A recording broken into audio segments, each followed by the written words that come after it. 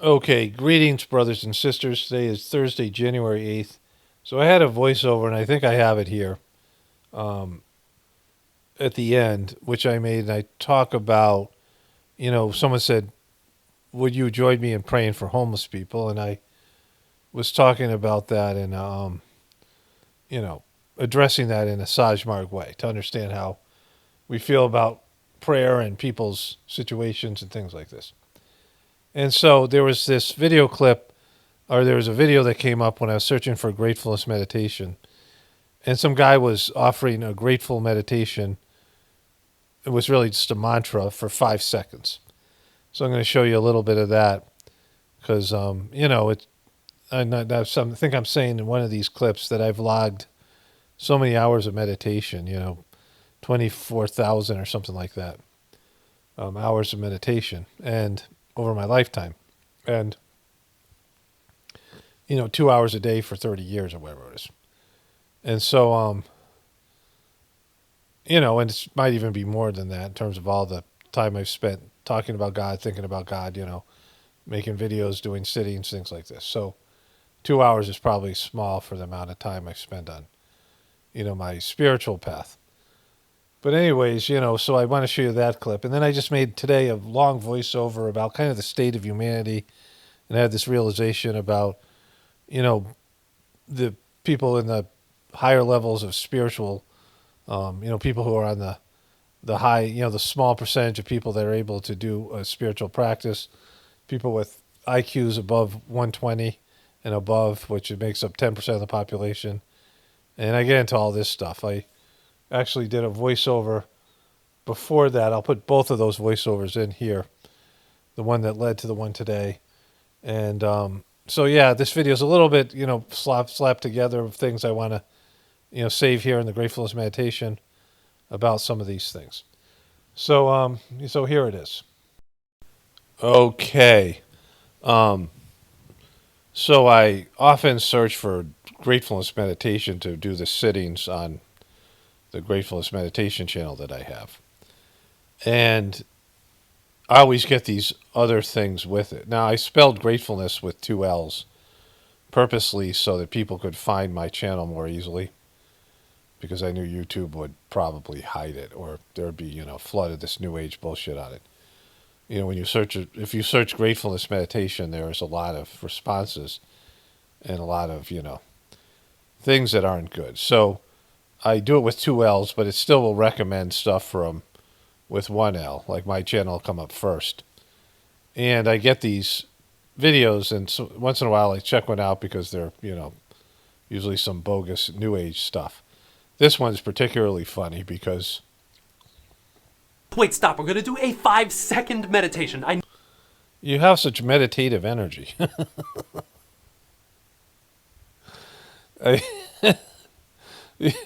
You're going with such meditative energy here. Wait, stop. We're going to do a 5-second meditation. I know you have time for this.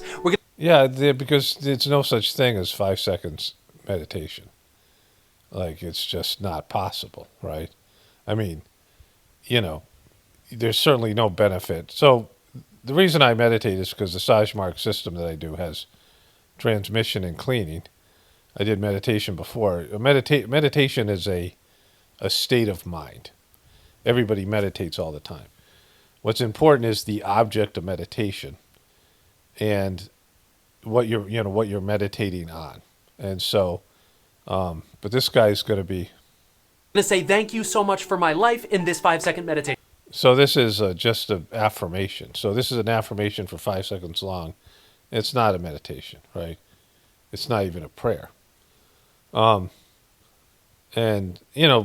this guy's channel isn't doing very well, and he's got all this kind of hyped up energy, and, but somebody who is pushing for meditation for 5 seconds, right,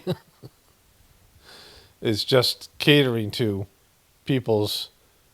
I mean, can't you do 10 seconds? Like, is there a channel that did 10 seconds? You're like, hey, fuck that guy. I'm going to do 5 seconds. I calculated it the other day. It was something like 22,000 hours of meditation that I've done in the past 30 some years. and it's had benefits because, it's a good system, and it's the object of meditation is divinity. What you meditate on is important because, like I said, everybody meditates, whether they know it's meditation or not. Just like when your brain goes into the passive alpha state when you're watching TV, and that's not a meditative state, but that's you have these different. Your brain has these different functions. Like you have various levels of sleep, right? There's these different like layered levels of sleep, and you have these different functionings to function in your condition. Like you have people have moods, right? You're angry or you're fearful, and you have these states of mind, and some days you feel restless, and you have these things. And meditation is something that people do, and they have, they go into a state of meditation, a meditative state. But the important thing is what you meditate on, the method in which you meditate. And, it's not something that can be compromised because you're busy, right? Like you have to, everything. It's like you're cooking potatoes, right? And it takes you 10 minutes to boil them. But you say, I only want to boil them for 1 minute because I'm hungry, and then you got to eat raw potatoes. Everything takes a certain amount of time, even something like, meditative practice, right? A spiritual practice. But there's a lot of this kind of new age bullshit out there. So in the end of this video, the stuff I just read from Nancy Pelosi, for those listening to this in the Journey series, about January 6th, nobody cares anymore. And so something has happened, and I have something else I want to talk about MTV in a moment. But something has happened in the last so many years with the onslaught of just a deluge of information and takes and opinions and all the things that go on now on social media, the internet, cable news, all the stuff, right? This ever-growing conglomerate of media and big events, big crises, big, earth-shaking kind of things that used to be, if we would have had one of these things, Watergate lasted like 5 fucking years. Like the whole Watergate thing. I mean, it lasted forever. And at least a couple of years. The O.J. Simpson thing was dominant for over a year. You had these stories, and there'd be one fucking story like that, and they would cover it all the time. And now, like, things have a shelf life of about a couple of weeks. The Charlie Kirk thing, which was a public assassination and a big thing because it involved all these political leaders and foreign governments, Israel and Netanyahu coming out claiming he didn't kill Charlie Kirk. I mean, all the stuff that happened with that. And nobody gives a shit anymore, right? COVID and the vaccine, which was, a big part of the whole truth community, and, we couldn't talk about that. And there's kids who are dying of cardiac arrest. Nobody gives a shit anymore. And nobody cares about January 6th, right? Nobody gives a shit. And Trump is still, Trump has gone full Trump. He's like 10 times the Trump he was when he was, when January 6th happened. And the Democrats and the liberal media have nothing they can do, right? They can't do a fucking thing. Even the comedians can't do anything, right? Fucking comedians are getting canceled, and, people just piss and moan. They go and, whine on their blogs or their other thing or whatever it is. And they just can't do anything about it. Like, there's just no answer. They have no answer. They have no leverage. They have nothing. And, Trump is just doing more and more Trump-like things. And they just, go along with it. They just, this is pretty shitty, like so. But it shows you how, like, just nothing matters anymore. Nothing sticks. And that, they forget about, you could be like I'm looking at somebody like Jussie Smollett. I saw they did a Netflix thing on him. But, people, you're going to be always Jussie Smollett, but no one really gives a shit. And pretty soon people don't even remember your fucking name and all those things. And whatever, whatever the scandal is, Rachel Dolezal and all those other people. And so, Nancy's writing this thing like anybody gives a fuck, right? When I searched for her page, there was Nancy Pelosi's Twitter page, and then there was Nancy Pelosi's stock tracker, right? I mean, and even that stuff fades. So speaking of which, my wife sent me this thing on Twitter, and I'm not going to show you because it's not worth showing, but it was about how MTV is closing down I don't know if it's the whole channel or just the music. They have a separate music video channel. I guess they had a 24-hour streaming where they streamed video channel, and that's closed down. And they played, the first video that they played was Radio killed the music video star. Radio killed the video. I'm not going to play it because it sucks.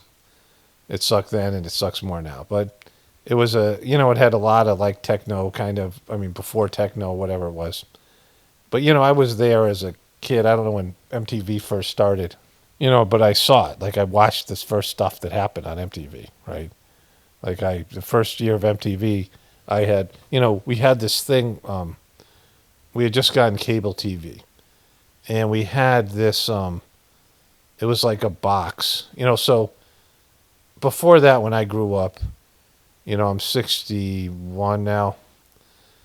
Hesitantly saying that, I'm not sure which it is, but I think it's 61. 1964 is when I was born, so yeah, 61. And I grew up with a black and white TV, and we had 4 channels, 3 network channels, and PBS. And then Fox came along, and we had to get up and turn the knob to to change the channel. We used to have phones that had this rotary dial, and you had to put your finger in it and spin it around. And this was like a big stuff for my parents who grew up at a time where, like they listened to the fucking radio, right? So they weren't even born in the TV generation. And then we had the dial phone, and then we got a push button phone. And then a cordless phone, like, things like that. These were the technologies that developed. And, I was in high school, and we had a raised ranch house in a basement where I would watch TV. My parents would watch TV upstairs.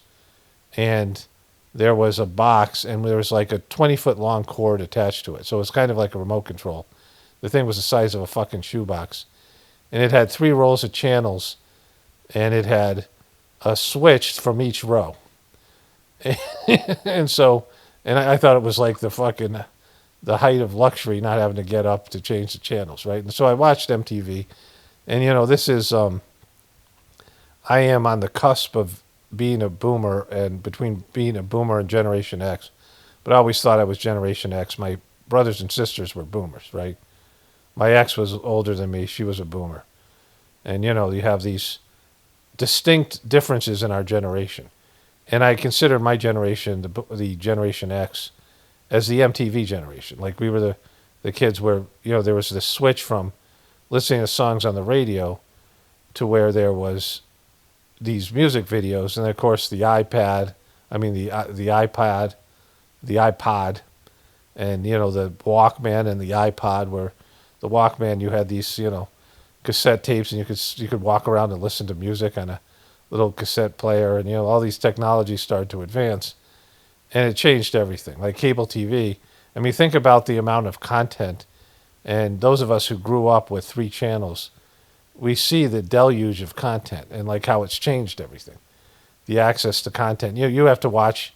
We used to have to watch the fucking commercials, and also there was like 24 episodes of a TV show, and then they did reruns.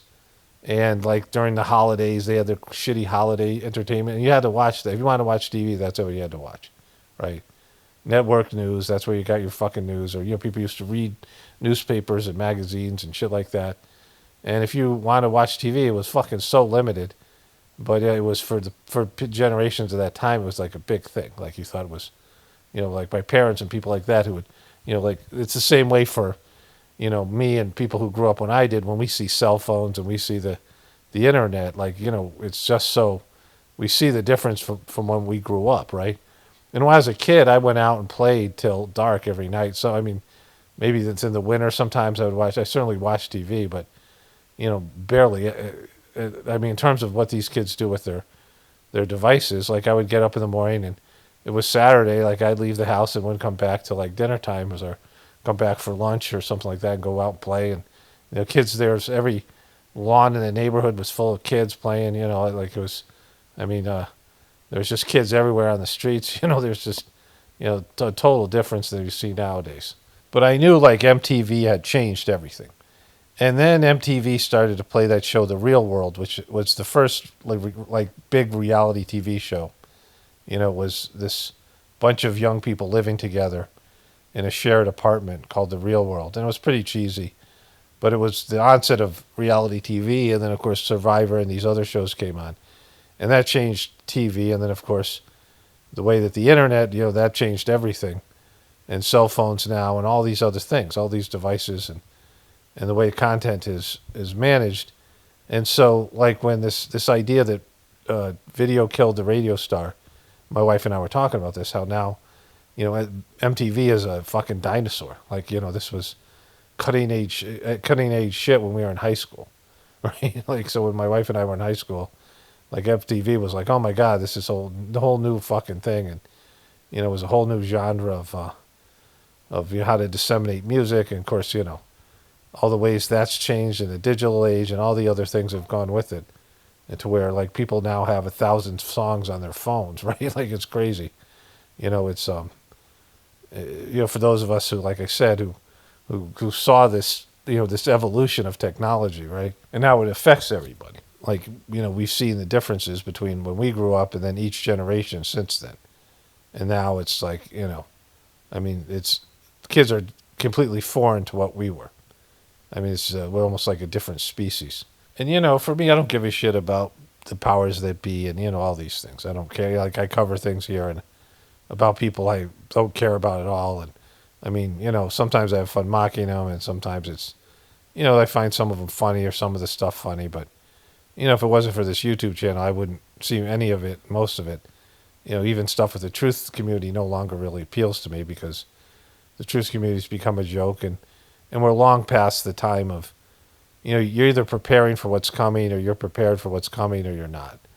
And there's going to be some kind of transition in the near future. But, for right now, the powers that be, like I belong to an irrelevant generation. Like there's always going to be some, bullshit stuff for seniors. There's always going to be retro TV shows with people like, when I was a kid, it'd be like, or when I got older, my parents' generation of the Frank Sinatras and the Aaron Margarets and who's a good guy, Andy Griffith and the people like that, the Golden Girls, right? And they would have these TV shows for people that, old celebrities that are long past their prime, but they'd still be in some shitty little TV show or movie. And they are, for older people to watch, right? And, people who, content that they were more familiar with when they grew up and the rest of it. There's some of that. But I was watching this movie called The Roof Man. And it was about some criminal guy who, like, it looked like he hid in the roof, but what he did was he hid in a Toys R Us. It was a true story, or based on a true story. And he would break into McDonald's and these other stores somewhere in North Carolina. He was polite, and he was an ex-military guy, and they tried to, but he was breaking into McDonald's and robbing people in a polite way, and he went to prison, then he broke out of prison. Spoiler alert, I'm going to tell the whole fucking movie. And I watched the trailer, and it looked like it would be funny. And the beginning, maybe 2 minutes were comedy. Not really good comedy, but, it had a comedy kind of feel. And the rest of the movie was just fucking drama. It was drama because he was separated from his daughter and his twin kids, and then he hooked up with a Christian single mom, and that was all drama. And eventually he was going to get caught and go back to prison. Like, you knew it was going to happen because it was just that kind of a fucking movie, right? And he ended up going to prison for life. And so this whole period of time where he's living at Toys R Us and he's robbing the store and selling video games to a pawn shop to get money to take his his new family out. He hooks up with this woman and he wins her kids over, and then is robbing the Toys R Us and she recognizes him, and then there's like a thing where she sets him up to be captured. Like that's the end of the movie, and I'm like, holy shit, this was just all fucking drama, and pretty much every show now is just drama. They have little bits of comedy in it, little bits of action. But there's so much dramatic shit. Like these kids, they call it tea, the drama is tea. Spilling the tea, I guess my wife was telling me. But, it's fucking, they live in this dramatic world where they just like this boring fucking drama, the soap opera shit. And contrived social relationships, right? Like they want as much sort of interracial, sectional, ethnic, whatever it is, ethnicity, trans characters, all these characters. And I always liked diversity when I was a kid. I watched shows, there was like black shows, there were shows where it was mostly black people, like Good Times and uh, What's Happening. That was one of my favorite shows. Sanford and Son, like I love that guy. I could just watch that guy call his son a dummy. I have some memes of that guy, Fred Sanford, Red Fox. And I watched a lot, like, Native American, when they made Native American movies. Once in a while you see something that was like, I was telling my wife about this movie featuring this guy, this black kid who was, a kung fu expert named Bruce Leroy.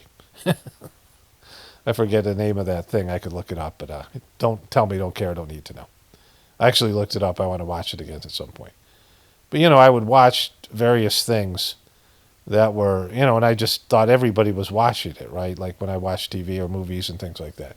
And I've always been interested in other cultures and how other people live and whatever it is. Like I would always ask questions and, when it wasn't even necessarily, you'd find differences in people just based on their ethnicities back when I grew up, right? There's more ethnic neighborhoods and ethnic restaurants and, families, and they ate different foods and things like this. And I always found that interesting, right? And I like to travel and these other things. And, back then when I was much more positive about, people as a whole and was interested in, human endeavors or whatever it is. But like this fake contrived where they just stick in characters, they change a character from a man to a woman or, whatever it is, a different race or they put a trans character in or any number of like ways that they're forcing this diversity in ways that's just not fucking cool. Like it's so heavy-handed that it just wrecks the storyline, right? And then, the feminist narratives or the woke narratives or the Me Too narratives or whatever the way they have of just preaching and liberal splaining to you and just all that shit.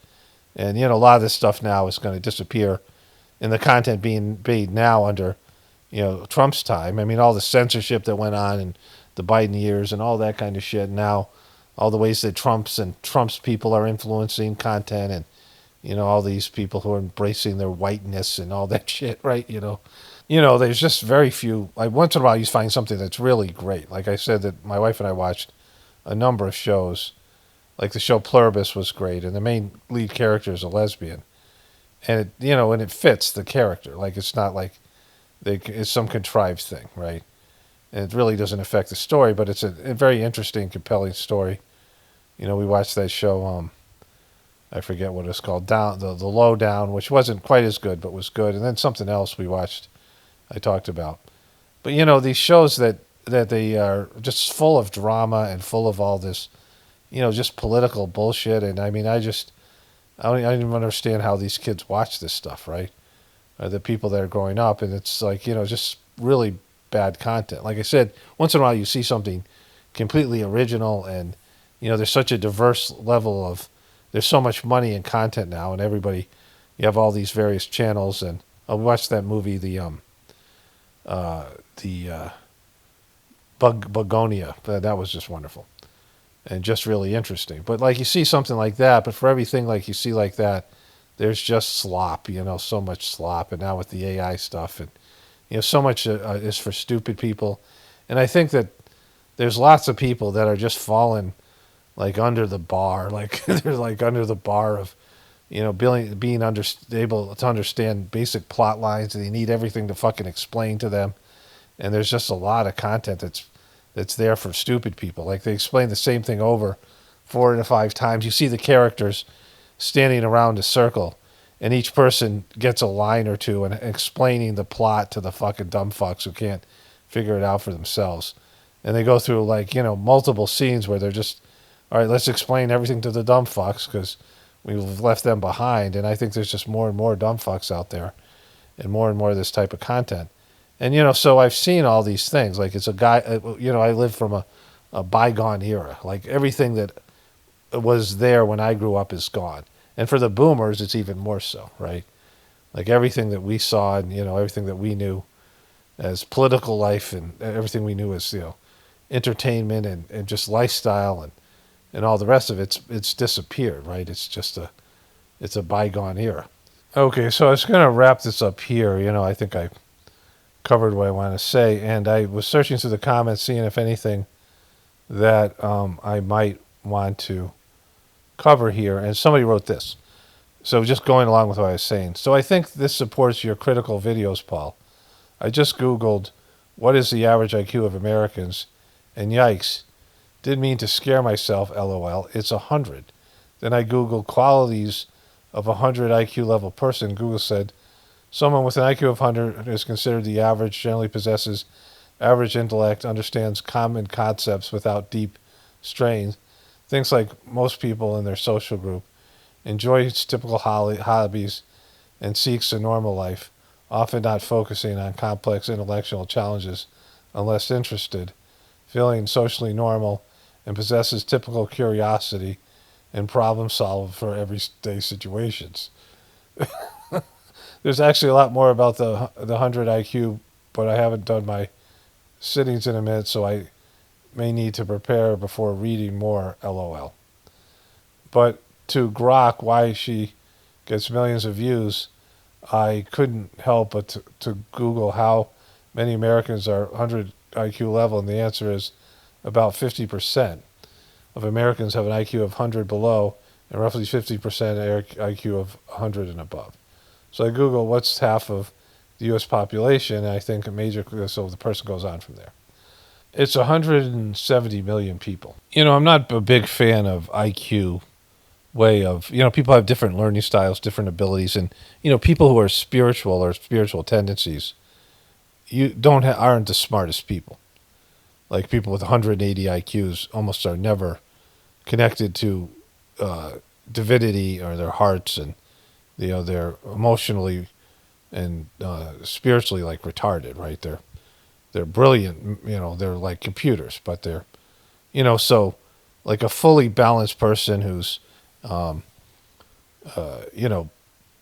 a good physical life, is physical and has, exercises and, might play sport, any kind of things like that, or just does physical things, not some, nerdy klutz, but also somebody who could be spiritual, but also have, reasonably high IQ or at least above average, that kind of thing. And you have a different level of consciousness, right? And if you're connected and you're working through your connection with divinity, your consciousness changes. It doesn't make you smarter, like you're not, IQ smarter. So I don't love the IQ part, but this is what we have in our society. So I asked this: please describe the comprehensive abilities of people with a IQ of 100. What is their processing level? How much explaining of basic storylines they need when watching TV shows or or movies? A person with an IQ of 100 represents a mathematical average, and this is what it says. Comprehensive abilities and life functioning. At this level, the individual is fully capable of independent living, complex social navigation, and mid to high level vocational training. The key line here is fully capable of independent living. Like, fuck. Like, like they could live independently. Like, holy shit, Like, that's, like, at what level at what level of IQ do you have, you can't live independently, right?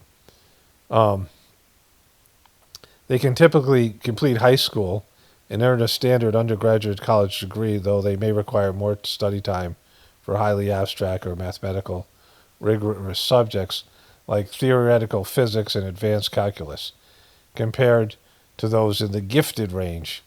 Problem solving, they excelled at crystallized intelligence using learned knowledge and established procedures to solve problems. They are doers who can master a trade, plumbing, nursing, management, teaching, and apply rules consistently.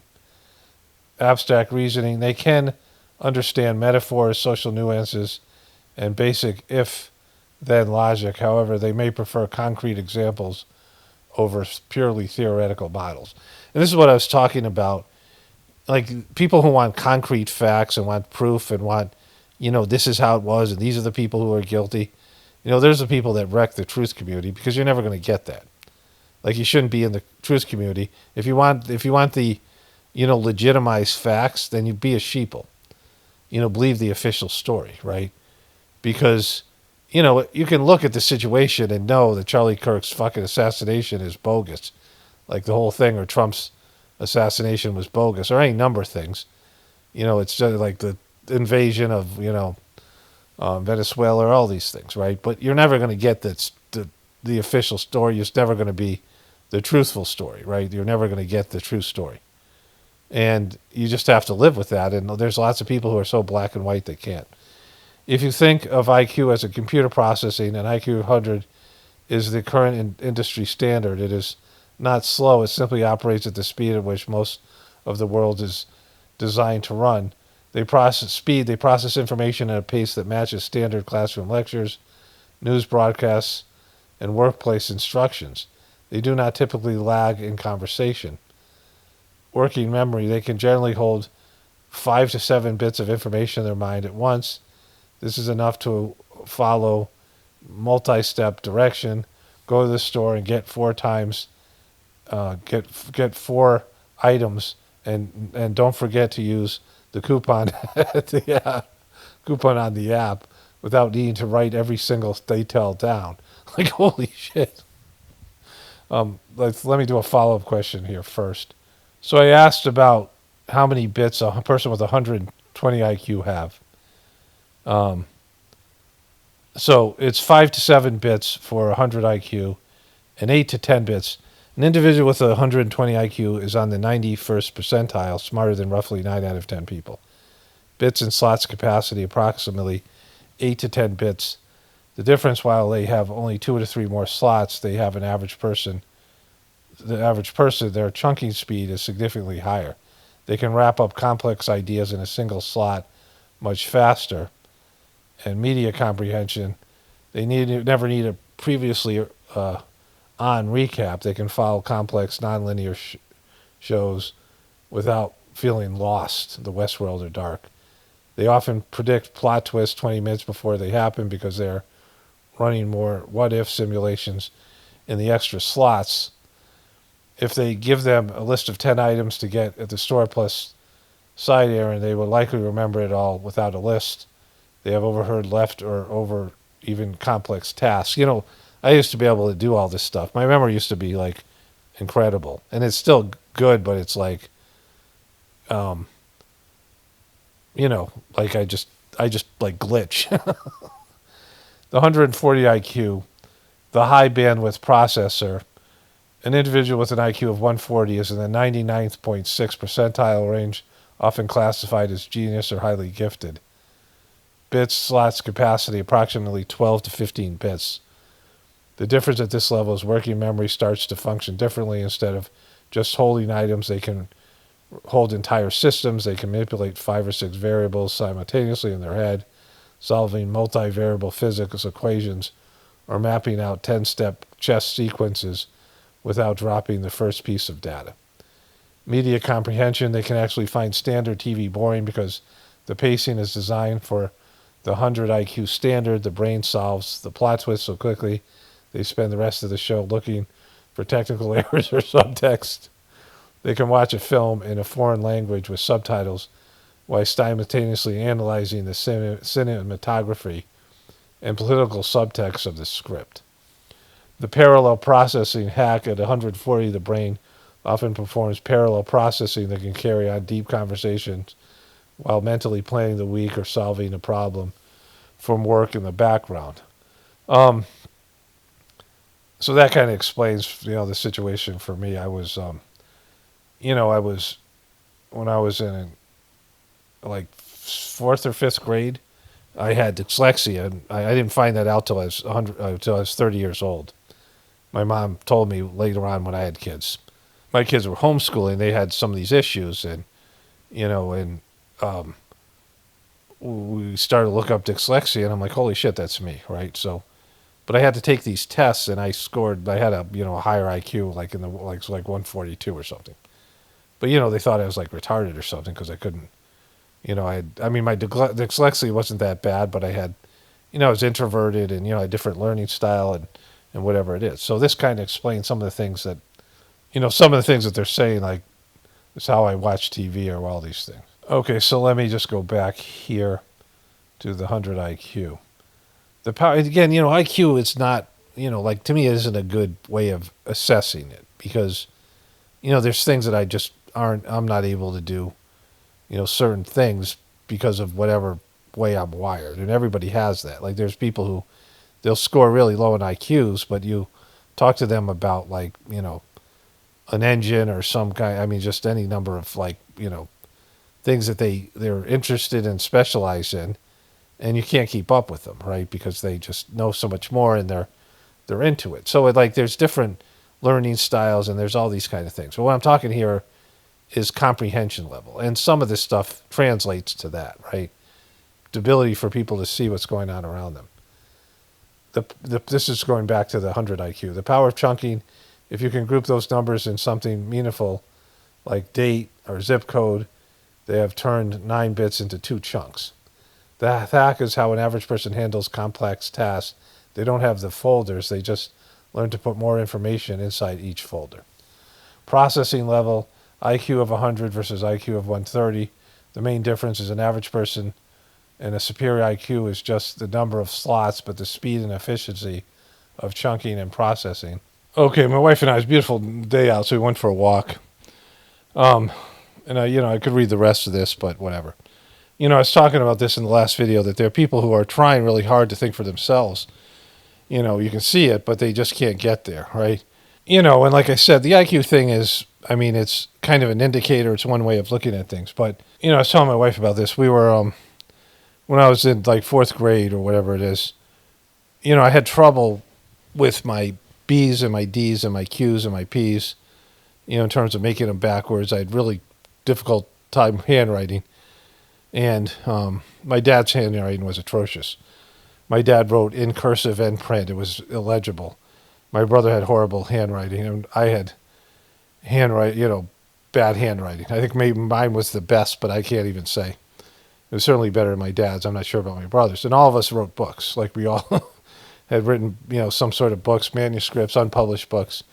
We all were writers. The school must have said that I had some kind of issues. Like they thought I was like, some level of retarded, right? Like, so they brought me to these Yale tests. And I remember the guy had a ponytail. Like he was this weird 6'4" guy, big, tall guy with a ponytail. Like this is the hippie days. This is the 1970s, right? So, the late 60s, 70s, early 70s. And my dad regularly embarrassed me. Like I was always shy and, so we would go into McDonald's and my dad would start singing and just be loud. He was like a kind of a ham and he would remember being embarrassed all the time by him. Not like even as a young kid where I thought my dad was, I thought when you're small, you think your dad's like cool or whatever it is. Like you think your parents are great because you don't know any fucking better. And my dad encouraged me to swear. Like my dad, he graduated from Rutgers. He was the only person in his family to get a college degree.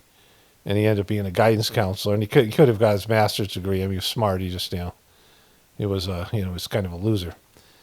But he encouraged me to swear. We saw some R-rated movies. I went to Blazing Saddles and some other R-rated movies with my dad. And, we would go back and forth and, family insults and shit like this. So, this kind of explains a lot of how I socialize now. And so I'm behind a two-way mirror and they're observing me. But I can see people there and I know what's happening. Like I know that, that they're watching me, and I know that there's other people on the side of the mirror, and I know my dad's there. And like I could see the outline of his head, like, it was a two-way mirror, but it wasn't like you could see it. And so I start giving him the finger, and I come out, my dad's like mortified. He's always embarrassed me, and he's always been, somebody he's one of those people that just doesn't get embarrassed. Somebody who just doesn't have any kind of social embarrassment, or he's not, whatever he was. But he's really upset, and he's like, there was 15 people back there with me, and I'm giving them the finger and dancing around. And so, anyways, I came back from the test, and it said that I had a higher IQ, and my parents should have known because we would play board games, and we would play card games, and I would regularly beat them. In fact, it got to the point where I would just tell them what to do and what to move, and my dad would joke that they were just cardboard figures. When I was a little kid, there was we played this game called Clue. And, there was 3 cards that were put in an envelope, like a sleeve, and put underneath the board, and it would be like, Miss Peacock in the conservatory with the candelabra. And then you had to, the candlestick or whatever it was, the lead pipe. And you had to figure out what room the person was. You had to figure out what these cards were. And you would ask people what cards they had. And what I learned was I developed a strategy to, I would ask two of the cards, like I'd go into the conservatory and I would have that card. I would go to, or I would ask, if it was the room, I would ask, if I didn't have the room, I would ask I would have the weapon and I would have the person. So I would have Mr. Green and the lead pipe, and I'd say Mr. Green, the lead pipe, in the conservatory. And if no one had the conservatory, I knew the card was underneath the board, and so it was a real big shortcut. And then I would just go back and forth between rooms that I possessed. If I had a card for the library, I would just go from the library to another place that I had the room. I go back and forth, and I would ask, the library, and then I would, ask the weapon that I had, the lead pipe, and I would ask the person. And if nobody had the person card, I would know. And so I'd win the game all the time because it was just a shortcut. And they, my siblings and my parents didn't know. They're all older than me. But I'd figure out the strategy, right? But anyways, when my kids started homeschool, we saw that there was these issues. My ex was looking up this stuff about dyslexia, and she said, I don't know if they are dyslexic, but you certainly are. And I read it and applied to me, and I called my mom, and she's like, must have been, 38, I'm like close to 40. And she's like, yeah, you were dyslexic. I'm like, why the fuck you didn't tell me? That would have been helpful, right? So there's these things, right? But as you get older, you get smarter, wiser, but you get stupider. I know this. Like, I know that some of my things I used to be able to do mentally, I can't remember everything. Like, if I go to the grocery store, like, I would just remember everything that I needed. And once in a while, I forget one thing, but now it's regularly. And now I have to write down these things in the notes and double check them, and I'll remember like most of them. But when I was, probably in like 7th or 8th grade, the Rubik's Cube had just come out, and I bought this this book that taught the algorithms and how you solve the Rubik's Cube, and I was able to hold those in my mind, and I was able to read the patterns and do it. And then when my kids were older, I wanted to do it again, and I couldn't. Like, I didn't have the capacity. I'm in my 30s now, so there'd been some loss. Of course, I wasn't doing mathematics and things like this, but I gave this stuff to my son, who ended up being able to solve a Rubik's Cube in 10 seconds. Like, he was just better at it. Like, even at my peak, I couldn't do that, right? And so there's the mental deterioration, but as you get older, you get wiser, and you just I make a lot less mistakes now, and I'm smarter about things, and so you have this kind of a balance, right? You have your capacity, you have your your intellectual capacity, and your ability to hold data and information, kind of like a computer. And then you have your life skills and your experiences. And these kids growing up today, if you hand them a phone, or you ask them a technical question, they can solve the problem, and they're like they're like customer support, and they can solve any of these problems in a much faster way. I mean, they're just great at it because this is what they've grown up at. But they, if it has to do with going outside and doing something, or living a natural, a regular human life, they're like completely retarded about that because they haven't done anything, right? They haven't lived it. And so that's where we see the difference. And I asked about what the average IQ was when people were in the 80s, and it was 100. And it's always 100. So I think that the IQ being 100 is what they always, that's the average.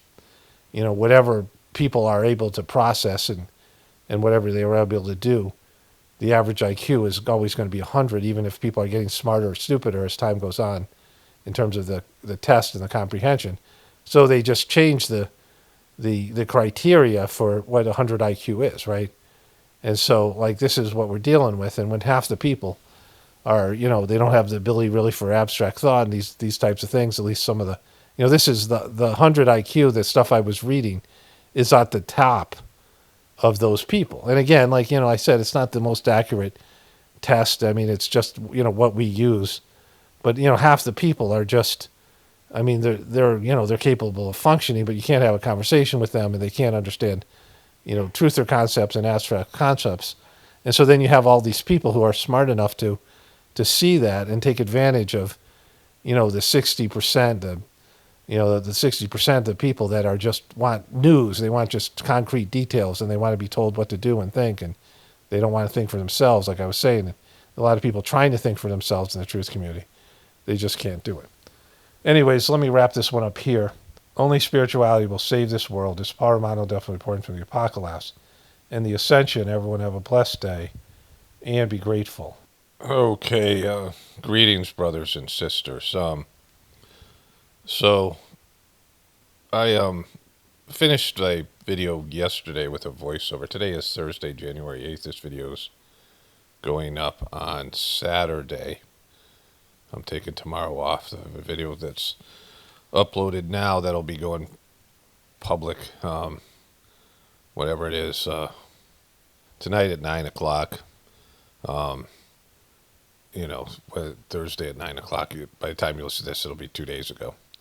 And then on Friday, I'll put up a video that I make today on my Apocalaughs Now channel. And, that's the schedule now. For those of you who have extra time and want more content from this channel or the other channel, there'll be some shorter videos over there on the days off. I'm trying to keep that channel monetized for the obvious reasons. Okay, so I finished the video with a voiceover, and not everyone makes it to the end of the video, but it was how I was more and more aware how fucking stupid people are, just in terms of their level of consciousness and awareness. And stupid's not even the right word, just NPC, just not conscious, not awake, not alive. People say I woke up, which is a whole thing, right? So, and that there's a lot of intelligent people that are not awake, people with high IQs. And I was talking about this, in terms of content, how much stupid content is out there where everything has to be explained to people. And if you listen to that voiceover, right after that, I was, and I'd said something in a previous video where I was like, these people leaving comments, they're trying to think for themselves. They just suck at it. They just, they come up with not great results. They're thinking for themselves, but the results are bad. And I see this in the comment section all the time, which I'll come back to. And, I featured 3 comments that were like that. People who, they were obviously trying to think a little bit outside the box and think for themselves, which is good, which I'd encourage, but they're just horrible at it. They'd just be better off as sheeple, right? They just don't have the capacity to do it. And, so I was talking about all that, and I went to look through the comment sections, and one of my viewers said that they had searched, the average IQ, which is 100, which I now believe it's always 100. That's, even if they change the standards, they're changing the standards for education because people are getting dumber. The average IQ is always 100, and then the person asked a question, some questions about the average IQ, what that person's capable of, and I went deeper into it with Gemini, and I asked all these questions and compared it to other IQs. I was asking about what someone with 100 IQ is capable of, and it's not great, right? And 50% of the people are below 100 IQ. That's the top of the medium, the top of the average. 50% of the people have 100 IQ or lower. And so that's half the population right there. And if you're asking about the 100 IQ, that's the top of that group. That's the top of half of the population. And, the response of what a person's capable of. And they started off with a person with a 100 IQ is capable of living on their own. Being out and, not with support and help of, of course there's a system that helps people. It's very easy to be independent and live on your own if you just have a job. You can pay bills and do those things. That's, it wasn't, that was one of the accomplishments. Half the people, it's half the people on the top of the 100 IQ, there's some, people, and then you get down to a certain level of IQ where people need assisted living. They can't do it on their own. And again, I was saying in the voiceover, an IQ isn't really a good indicator because there's people who just do well in school and they have the right kind of learning style and they're going to test better, and they're going to show they have some level of like a higher level consciousness in terms of their academic excellence, but they're like total sheeple, or they're so emotionally stunted and they're spiritually there's nothing there. And so like there's people who are really, really smart, but that's all. They're that's their thing, but they're not anything else. They're every other area of their life.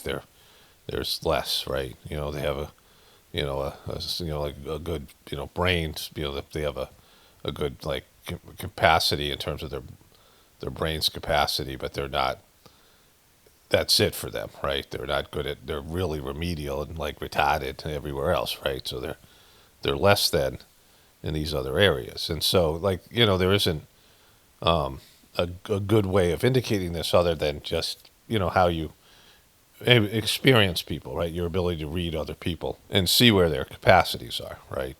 But in America, 50% of the people are really, under what, would be considered any sort of having the ability for abstract thought and, the ability for understanding of God's true nature. This is why religions step in. And it sort of just clicked for me because then I asked Gemini about people with 120 IQs and 140 IQs. And so I was tested at Yale when I was a kid because I have dyslexia and my parents thought I was like retarded. And, I had trouble with whatever it was in school. I didn't have trouble with it because I had I was perfectly fine. They had trouble with me, the school system and my parents with, my performance. Would not, like I would get my B's and my D's confused and whatever it was, P's and Q's and other issues. My mom was really obsessed with me having allergies, and I didn't bother me at all. I didn't think about it at all. Like I didn't complain about it. I didn't, whatever it was that she was observing because she was kind of a hypochondriac, and the school system and my parents. Decided that I was somehow, having issues, with my schoolwork, which, whatever it was, like I could read at 12th grade level. I would go to the library and I would look up my favorite animals, and I was reading adult level encyclopedias, right? These kind of things. And so, I had a 12th grade comprehension level when I was in third or fourth grade, like in terms of whatever the test was, like. But I didn't care about like school. I was like bored all the fucking time, right? I just I looked forward to recess. I was physical. I played sports and it was very active. Like the kids were back then. And I didn't have the consciousness and the awareness of it, but I was reading fucking adult level like encyclopedias and whatever it was, books and shit. And so, and what they were teaching in class was for second graders and third graders. So I was like bored. Like I didn't, I was good at math and good at like pattern recognition, but not great. But, most of the time in school, there is like just a lot of the stuff's repeated and remedial. It was just boring, right? Like I didn't know that like at the time, but that's how I was experiencing it. And then, they took this test and they said I had an IQ of like 143 or something like that. I barely know about it because my parents didn't talk to me about it. We never had conversations, so they didn't tell me about whatever it was, right? But there was some issues, and I was diagnosed as dyslexic, and my mom would tell me this until I was close to being 40 years old because my parents were like criminally incompetent. But at some point, my parents got intimidated. Like at this point, my parents were sort of intimidated by me. And like I had no idea. And I kind of knew I was smarter than them because I was having these epiphanies and realizations like I couldn't count on them. And like I was having to tell them what to do. And as I got older, more and more like, I remember my mom talking to me when I was in my 20s and I'm advising her on her marriage to my dad, like, and I'm like, this is kind of fucked. Like, I should be going to them for advice and things like that, right? Like, we would play board games and card games, and they were so slow, like their capacity to make the right move and things like this, that I would have to tell them, this is what you have to do. And my parents weren't dumb, so they were college educated. My dad was, relatively smart, even though he was like a complete loser and incompetent.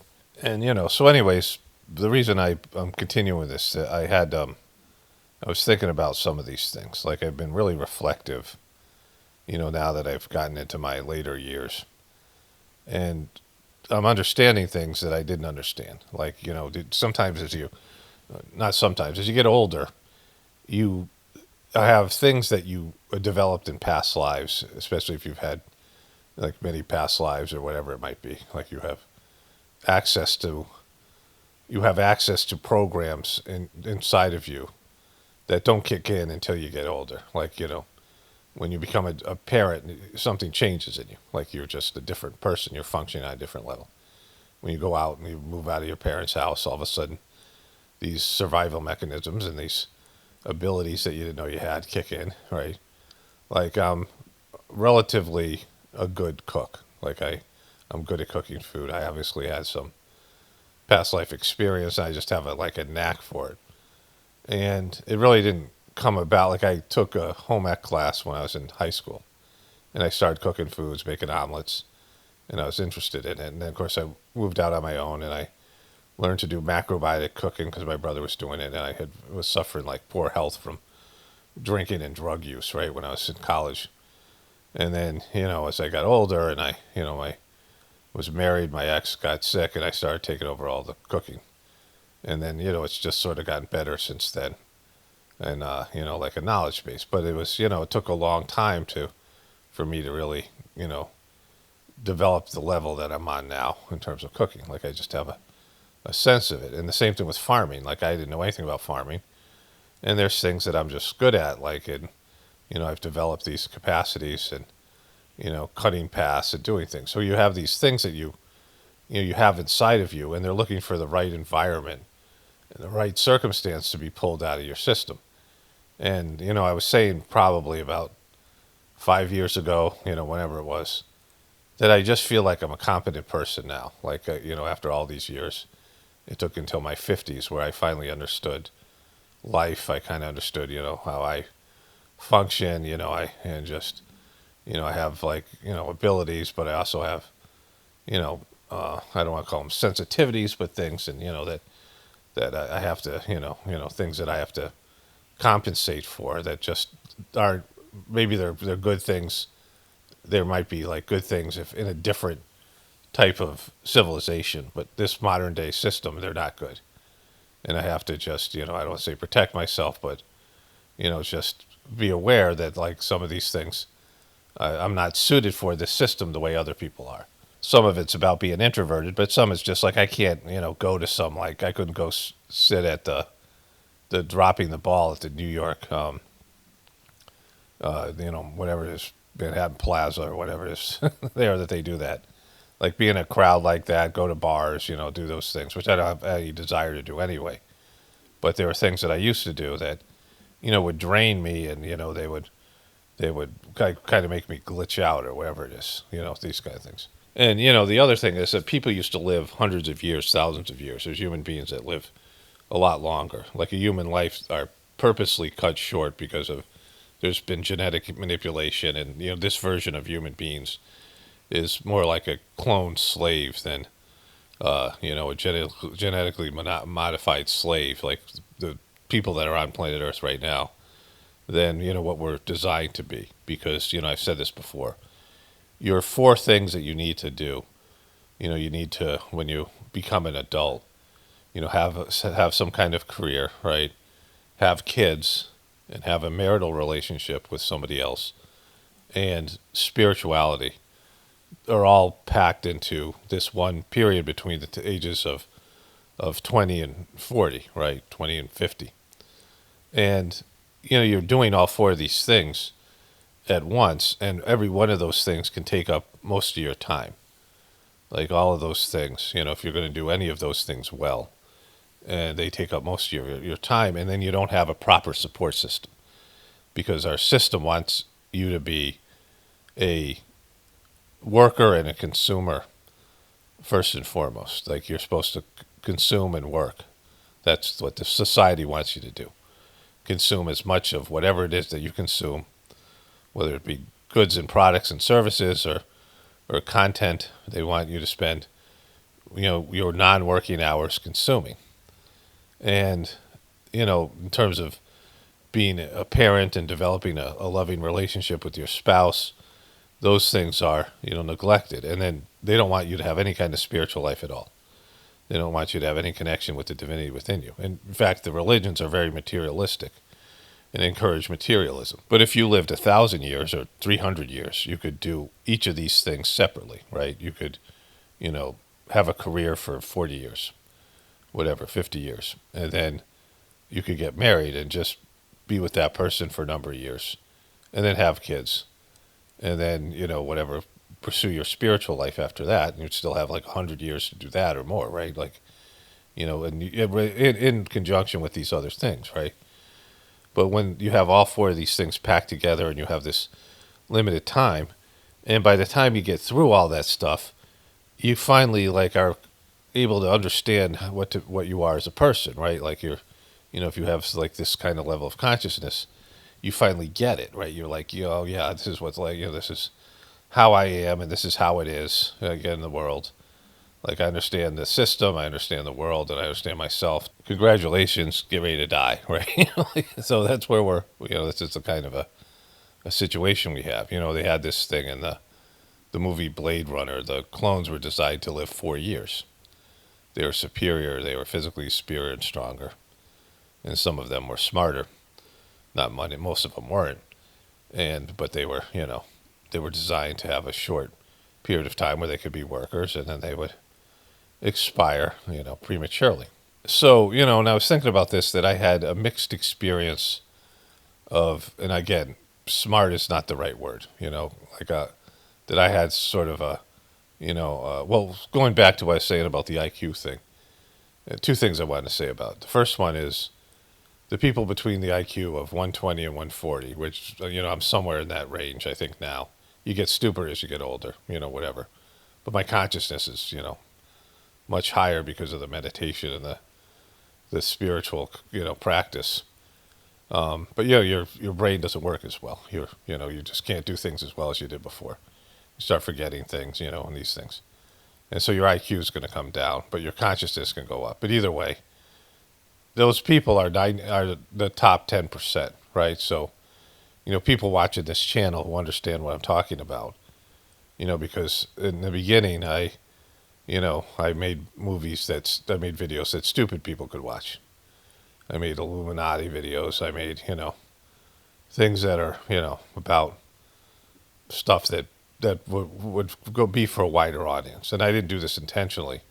It was what I was capable of doing, right? So, there was kind of I was going through a crisis where, there's my marriage was over, and, I was married for 18 years to a person with severe mental issues who had higher developed qualities, but someone who had been sexually abused by her dad and emotionally and physically abused by her mom, and was, just fucked up, broken person, right? Someone broken by, not just the circumstances of her life, but also, patterns of behavior she had illustrated through past lives or whatever it is, right? Victim consciousness. Things don't randomly happen to you. That's part of the Sahaj Marg teaching. It's what we call your samskaras, and you have to rise above them, and she couldn't. And, there was a period of time where I thought she could, but she couldn't, right? So that fell apart. And, I had my own issues with, not being prepared and, just not being a competent person. And my family was fucked, right? And so, like with anything else, it could go one way or the other, and it went the other way, right? The way that I didn't think it was going to go, because I thought the Sahaj Marg method of meditation and the higher nature would win out, and that there was a purpose for this thing, and purpose was for success, a successful marriage, a successful family. that was not the purpose. But, through the divorce process and the family breaking up and my kids going their separate ways and, the pain of all that, when the goal was to have an intergenerational family farm, it brought up an anger I had, a bitterness I had towards God. Like, a blaming of God and anger towards God from some previous existences, right? And so, anyways, I've talked about this in the Journey series and other places, but as this was falling apart, the YouTube channel took off. And, like, I had made one celebrity video about Jennifer Aniston, then I made these ones about Michelle Obama and these things. 95% of her being a man, which I've talked about in recent videos. And that video popped. It ended up getting 2 million views. And, as the marriage was falling apart, my mom had died, and I had some inheritance money. Like, it was just, it was like 70 grand. And, we were in a kind of desperate situation in various ways, and, the divorce was happening. And my ex left and went back to America. My kids and I were in India. And before that happened, like right before she left, I knew the channel was taking off, and I knew it was like divine, there was some reason for it, because my preoccupation was the Sahaj Marg meditation and the people connecting to the divinity within them. And I knew that like things were going south, and we were about to reach the point where we're at now. Like, I knew this was predictive as part of the prophecies that these things were going to happen, these whisper of the brighter world messages, and that there was a limited opportunity for people before some kind of collapse situation was to kind of be aware of this spiritual depravity that humanity suffers from, right?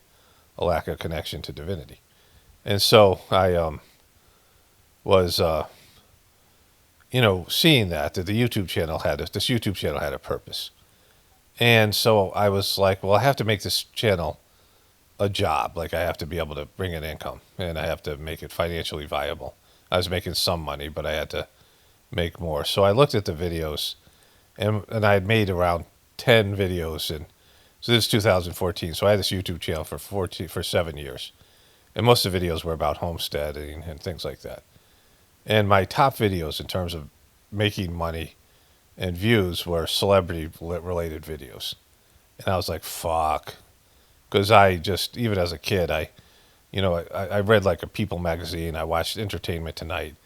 And I was like, this is not for me. Like, I just don't give a shit about celebrities and the celebrity culture. Like, I like content, good TV shows and good movies and things like that. But that's about it. And I don't, hold these people up on a pedestal, and I'm not interested in their lives. And I'm not interested in Hollywood. And I realized that if I was going to make this channel viable and I was going to make contact with lots of people, that I had to do celebrity videos. Like I had done, I could do, up to that point, I figured I could do one a month. Like, it was like slumming. It was like, cleaning toilets. It was like, gross for me. Like, it was, and I was going to have to dive into this fucking cesspit of Hollywood and, pop culture shit. And now, of course, politics, to, make this channel viable, to connect with people. And I went through like this, oh, fuck, it's like almost like having a conversation with God saying, really? And so, I made content that I met people, I had to meet people where they were. Because, I myself was not conscious that I had spiritual tendencies for most of my life. I was aware it was there. I was aware of it because there was like some, it had emerged a little bit, but I just wasn't conscious of it the way I should have been. I wasn't seeking it. And, and I wasn't really awakened to that until I was 29. And so, other people are going to have that same situation. And this was a vehicle for them to make contact with that part of themselves.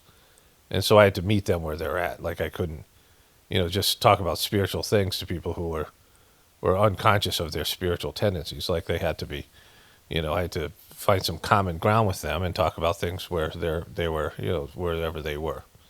And because of that, I made content for stupid people, not intentionally, but I was just covering stupid shit.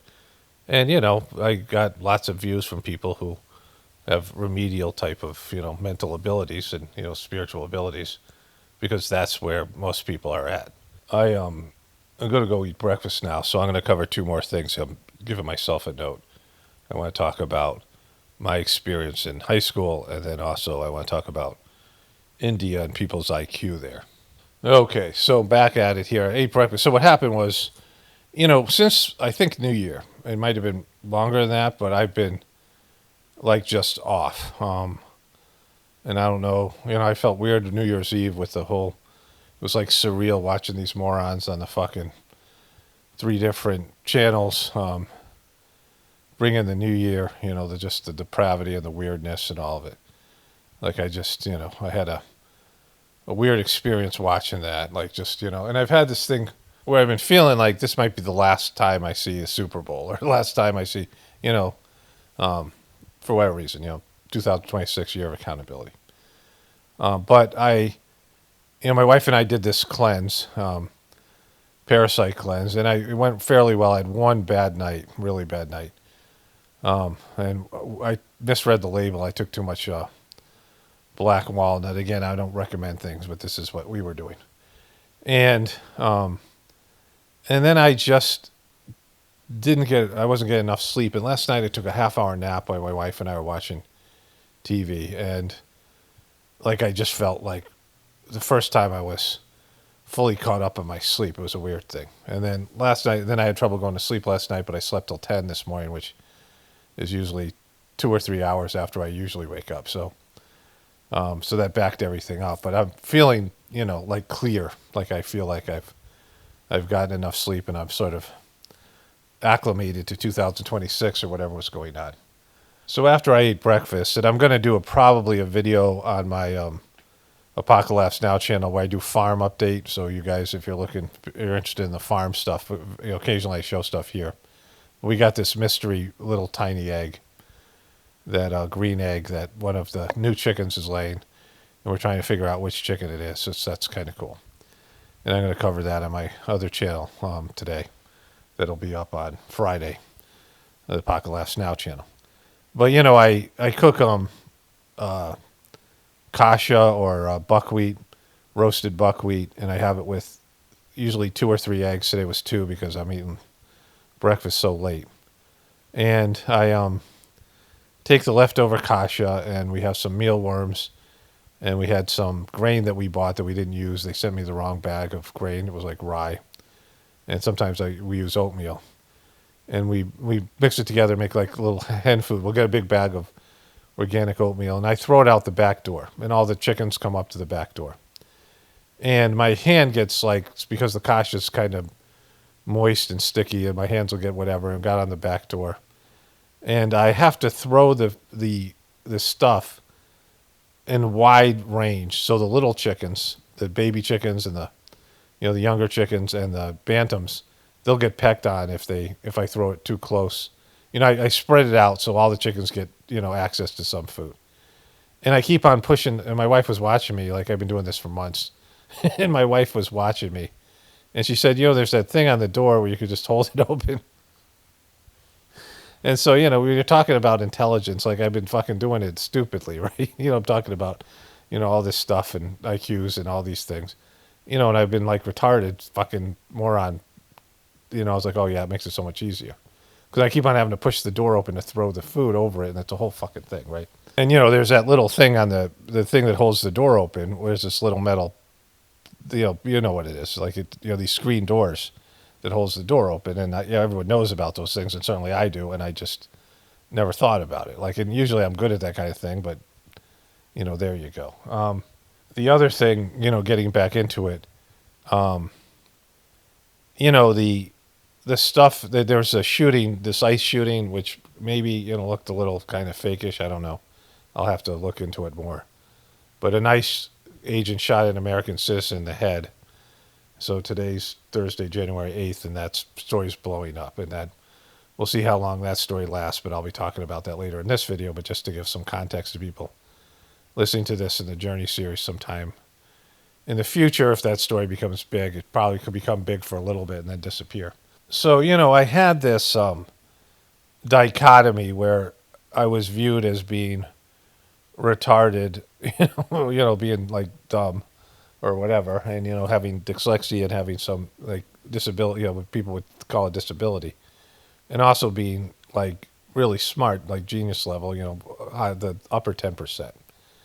So I had both of those things. Like my parents, where I was physically strong and I was an athlete, and then my mom also, worried that I was weak because of the allergies, right? Like just like my parents were so fucking incompetent in the mixed messages, and we didn't really talk and communicate, but this was communicated to me. And so I went to high school. My freshman year, I was put in this school. Well, I went to an eighth grade where it was just like this little small Catholic school, and it was really weird. Like it was 12 kids and 3 nuns, right? Like fucking. And I think it was because of some, my parents were really sending me this idea that I was fucked up somehow, and I didn't, I had it subconsciously, like I didn't really fully understand it. And then when I went to high school, they put me in I was in normal classes, but I went to this room during study hall where it was like all fucking kids with like fucked up kids, like disability kids, and some of them were like actually, I mean, maybe borderline Down syndrome kids. And, so there's like 4 or 5 kids that went in there. And I was definitely the cream of the crop. And, I realized that if I I liked the kids were fine. They were nice kids. They were dumb but nice, mostly, remedial. One kid was kind of fucked up. His eye was all fucked up. He was like, he had some kind of, like really like fucked up looking kid. People picked on him. And I think he was kind of a jerk, in some ways. And he was probably like stayed back 3 years. He was, he was like 17 as a freshman or something. But I remember thinking like, if people see me with these kids, it'll like, and I didn't even understand social. I mean, I was not aware of the social situation in high school, and it was very cliquey and things like this. But we lived in a suburb where a lot of the people were very successful. It was Simsbury, Connecticut. It's like a suburb of a suburb. And it was like people who worked in the city. Many of them worked at the insurance industry in Hartford.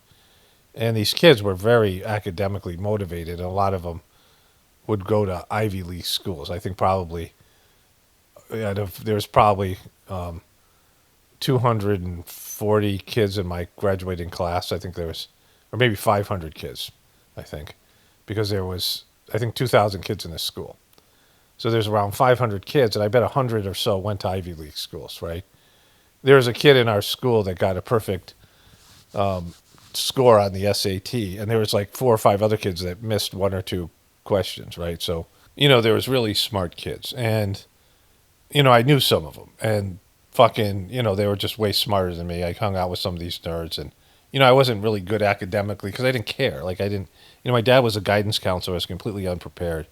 And, later on I would get this Vedic astrology reading. And the time I was 10 years old, I had this, my mom had this operation kind of thing they did where they stuck like this, some kind of, syringe-like thing. It was bigger than a syringe up my nose and into my sinuses. And they were trying to shrink my adenoids, which is a fucking gland. It was just butchery, right?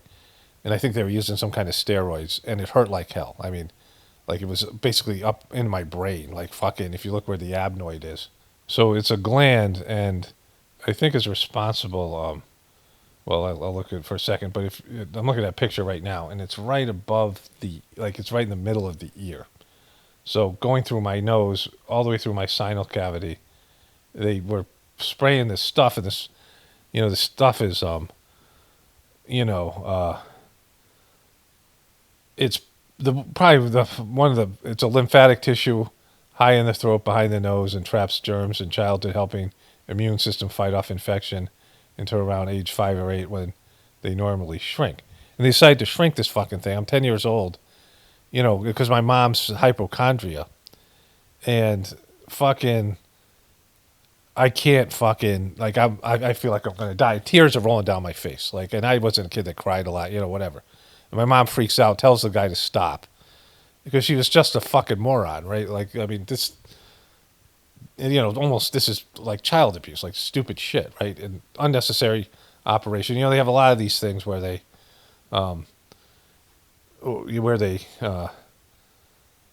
remove your tonsils and all this stuff, and, your gallbladder and your appendix and all these kind of things. And, these are organs that have a purpose in your body. And I don't know if it's had any long-term effects, but I got mono. I woke up the next day and my glands in my neck were so swollen they looked like golf balls. I look in the mirror and my glands on my neck were so swollen. And I got mono for like a whole fucking year by the time I was in fourth grade, where I couldn't play sports. I couldn't play at recess. I missed 3 months of school. In the last 3 months, I couldn't do anything. I had real bad, severe case of fucking mono because my mom fucked my immune system with this stupid operation, right? And at that time, there was like other things. Like I played on a soccer team, and we were like a very young soccer team. Like we were all, when we first played, we were mostly kids who were 6 or whatever it was, like the youngest age 7.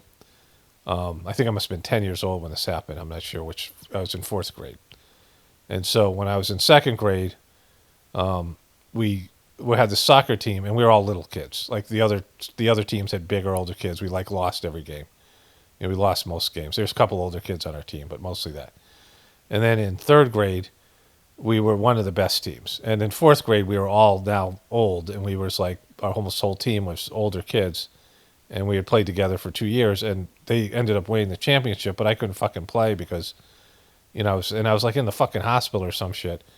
And these kids come over, and they give me my trophy because I was a part of the team, like fucking teammates. And I'm like, fuck, like, well, and I was not totally aware my mom like fucked me, up, but like as I got older, I realized this whole thing, right?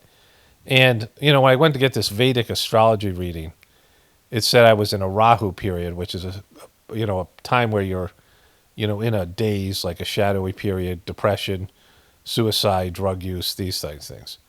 And so that's when it kicked off. Like I got this, so it's part of like my destiny, right? Like my mom sucked, but it was, it was like supposed to happen, right?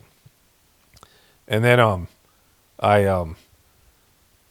when I was 14, me and my buddy built a zip line, and it was fucking sketchy as shit. It was like we used wire, and we were both like, I was in high school. I was a freshman in high school, and he was like a year or two younger than me, and he was smaller than me, and we were like, I weighed 100 pounds. Like I was one of the smaller kids in my high school freshman year, and we couldn't pull this wire tight enough. We didn't have the weight, so it would be like it was bowed. It was like a wire that was like, and we had this pulley that was, and we were up like 30 feet. And the second time I tried it, I had gloves on, and I slipped off, and I woke up in the hospital, and I had a concussion. So then I started getting headaches, and I think I get some of my headaches have to do with my ear, so I don't know if that was affected some of my migraines I get. But like I started having migraines, and I started smoking pot. So like I was just out of it. Like I was kind of in a daze my freshman, my first couple of years of high school, because it takes a while to recover from all that shit. And I was, when I was in this Rahu period spiritually, right? Like it's a shadow planet, like they have these planets that they're there, but they're not physically there. Like they're like a planet that used to be in the solar system that still has some spiritual pull or something, and it's like brings darkness into your life.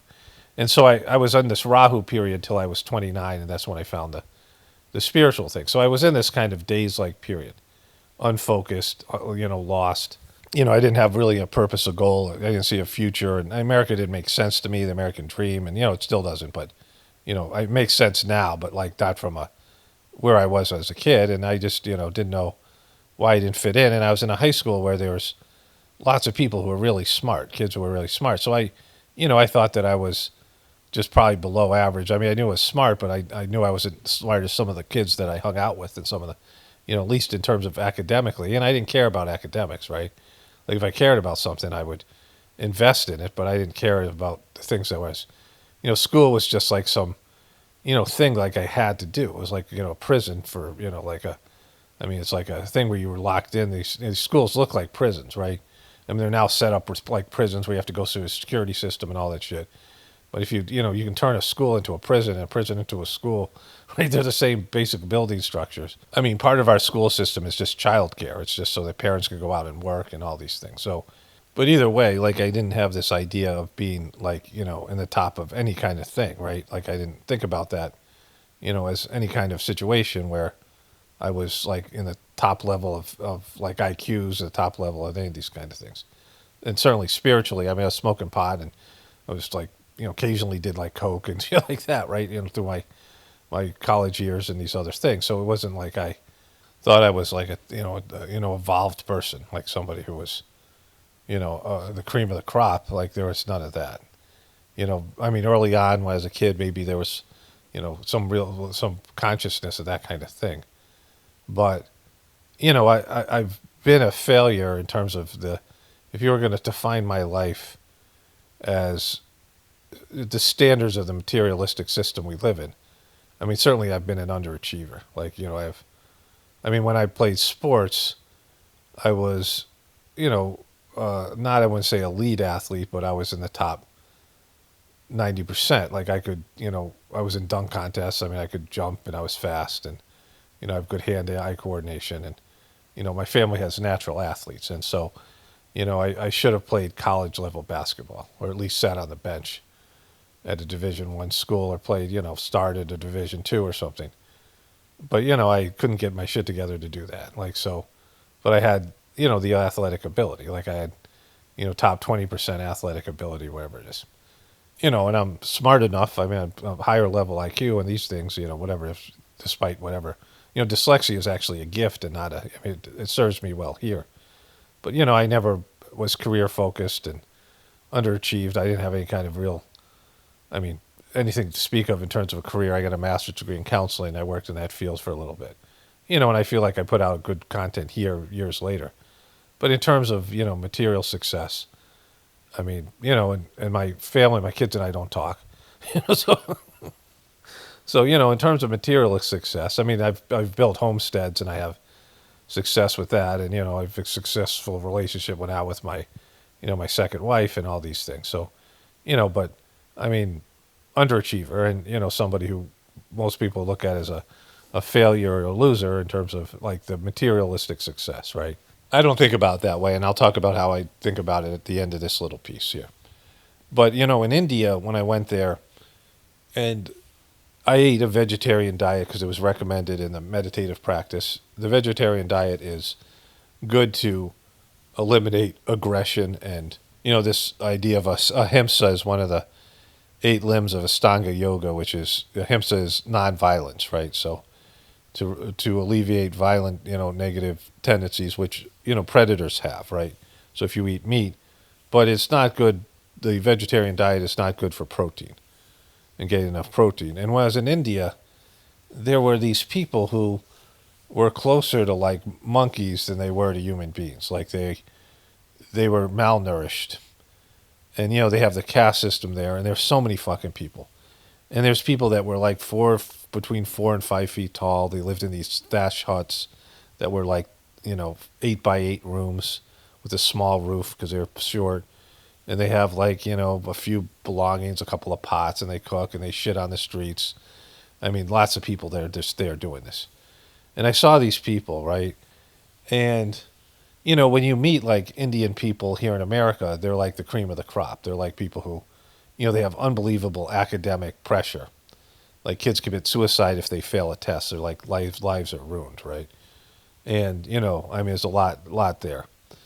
But, they have higher level. These people who come to America, again, they usually have their shit together.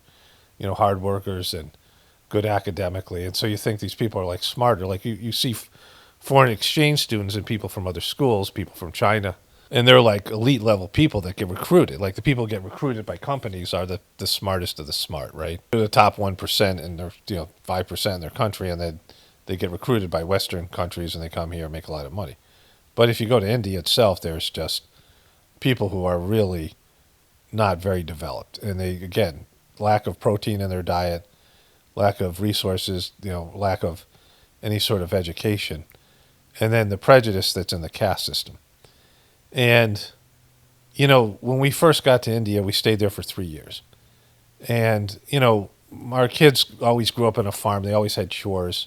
But my family ended up being kind of in crisis, and my ex was like just flipping the fuck out. This is at the beginning, before she left.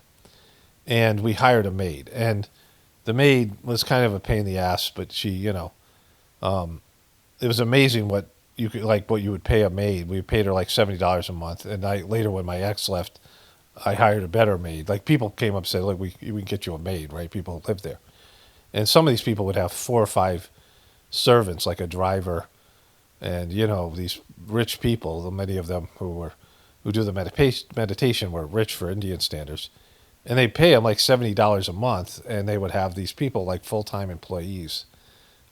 This woman would come to our house. She would cook a meal, and she did for 2 or 3 people. And I was overpaying her. Like if I was Indian, I would have paid her like $50 a month, right? Like they were charging us more because we were, white people from from America. But and this woman was a nice lady. She had a couple of cute kids, and just peppy, but she barely spoke English.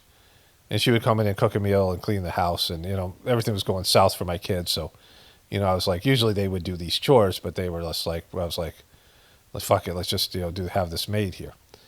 And when we were coming to India the first time, we stayed in Chicago. We flew out of Chicago, and it was a whole thing. And there's a really nice young Indian man who was here in America who was from India, and he was just really sweet and helpful and just was gracious and just the best like person, like just wonderful. It really helped us. And I would see him from time to time in India, and it was always like, how you doing? And, helping out. And then one day we were at the canteen, and there were some people there that were a lower caste than him. And he started to yell at them like they were fucking dogs, right? Like they were like subhuman. And I was like, holy shit, bro. Like this person was way nicer and way better than me, like more considerate. And I mean, he was an elite person, high, a kid with a academic success and material success in America, but he was just like the way he treated these people, like these fucking these people in this lower caste. And really so what I'm trying to say here is that in America, because of the protein in our education system, we have and again, Americans aren't big into school like these other countries, but still everyone gets some level of education. Our IQs are fucking higher here. Like Americans are smarter, have more consciousness, have access to more levels of, just more access to different levels of understanding. Our content is better. There's just so much more money and resources in our system. So, for example, like there was these people that were building a building. So we rented a few different flats, and we had a neighborhood that was across the street from the ashram. It was like almost like a little closed neighborhood of like a few beautiful houses for like rich people, and some apartment buildings. And we lived in an apartment building, and we were paying for apartment building with like marble floors, and showers and air conditioning, which is a big thing in India. Like a lot of people don't have that shit. We were paying like $500 a month for a 3-bedroom apartment, right? So it was like, you understand the value of the American dollar compared to what the rupee that's there. And there was, they were putting up a building, and they had these people that were living in the structure. Like they had the girders down, and it was a swamp area, so they built it up with topsoil or, like whatever soil they dumped in there. And they lifted the place up so it was, it would be out of the floodplain. And eventually it did flood there, so this was like important.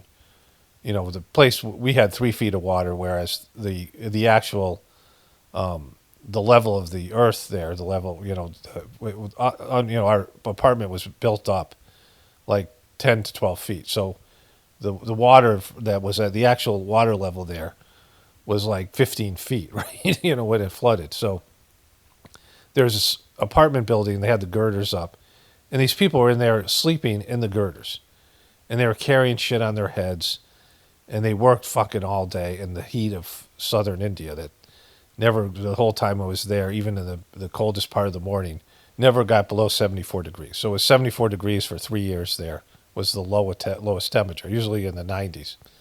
And these people would work all on the hot days. And then when the flood happened, there was this flood line that you could see on the walls, and there was this slime in built-in cabinets, and just, there was like open sewers and just gross shit, right? And before me and my family could move in, we had to clean the place, and we were incapable of really doing it to the level, they use chemicals and shit. And so some of our neighbors had hired some of these people. So these people worked all day at this structure, slept there. They were like homeless people working there, carrying they had a basket full of fucking bricks and carrying it on their heads and shit, right? And like, unimaginable lives. And they cleaned these places. And so we had three neighbors that really helped us get through, two other neighbors that helped us get through the floods. And one guy was a physicist who had lived in America. And he taught physics on the side. He tutored it. He made a bunch of money in America, and he was now tutoring it. He had a wife, a really nice wife, and a really cool kid. And he was just a really nice, sweet person. And he did the Sahaj Marg meditation. And then there was another couple, a married couple. They were older. Their kids were grown. And they owned an eyeglass. They were doctors. They were optometrists. And they didn't do the Sahaj Marg meditation, but they helped us. We came together as a group to get through the flood, and we really bonded. And they charged the physicist couple less money, and the doctors a little bit more money. And then because we were white Americans, they charged us even more money. And these people came in and scrubbed our apartment for 5 hours with fucking what I would assume were toxic chemicals to kill all the slime. And it wasn't totally better, but it was 90% better. Work that I wouldn't have been capable of doing. And my kids, and probably the chemicals we were trying to clean for days. And they charged us the most. And it was like $50. They got $50 to scrub this place, this couple. And they were up all night, so they didn't get any sleep. Maybe they got a couple hours sleep before, in this girder area. And they went out and they fucking did this work, right? And I'm like, holy shit. I'm having this like realization of like how these people live. And, in America, we don't understand the level of lifestyle that we have.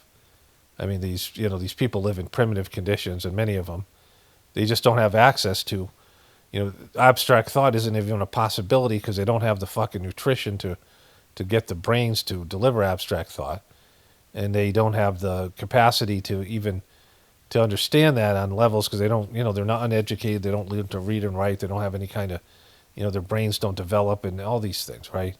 And there's just fucking billions of people like that, right?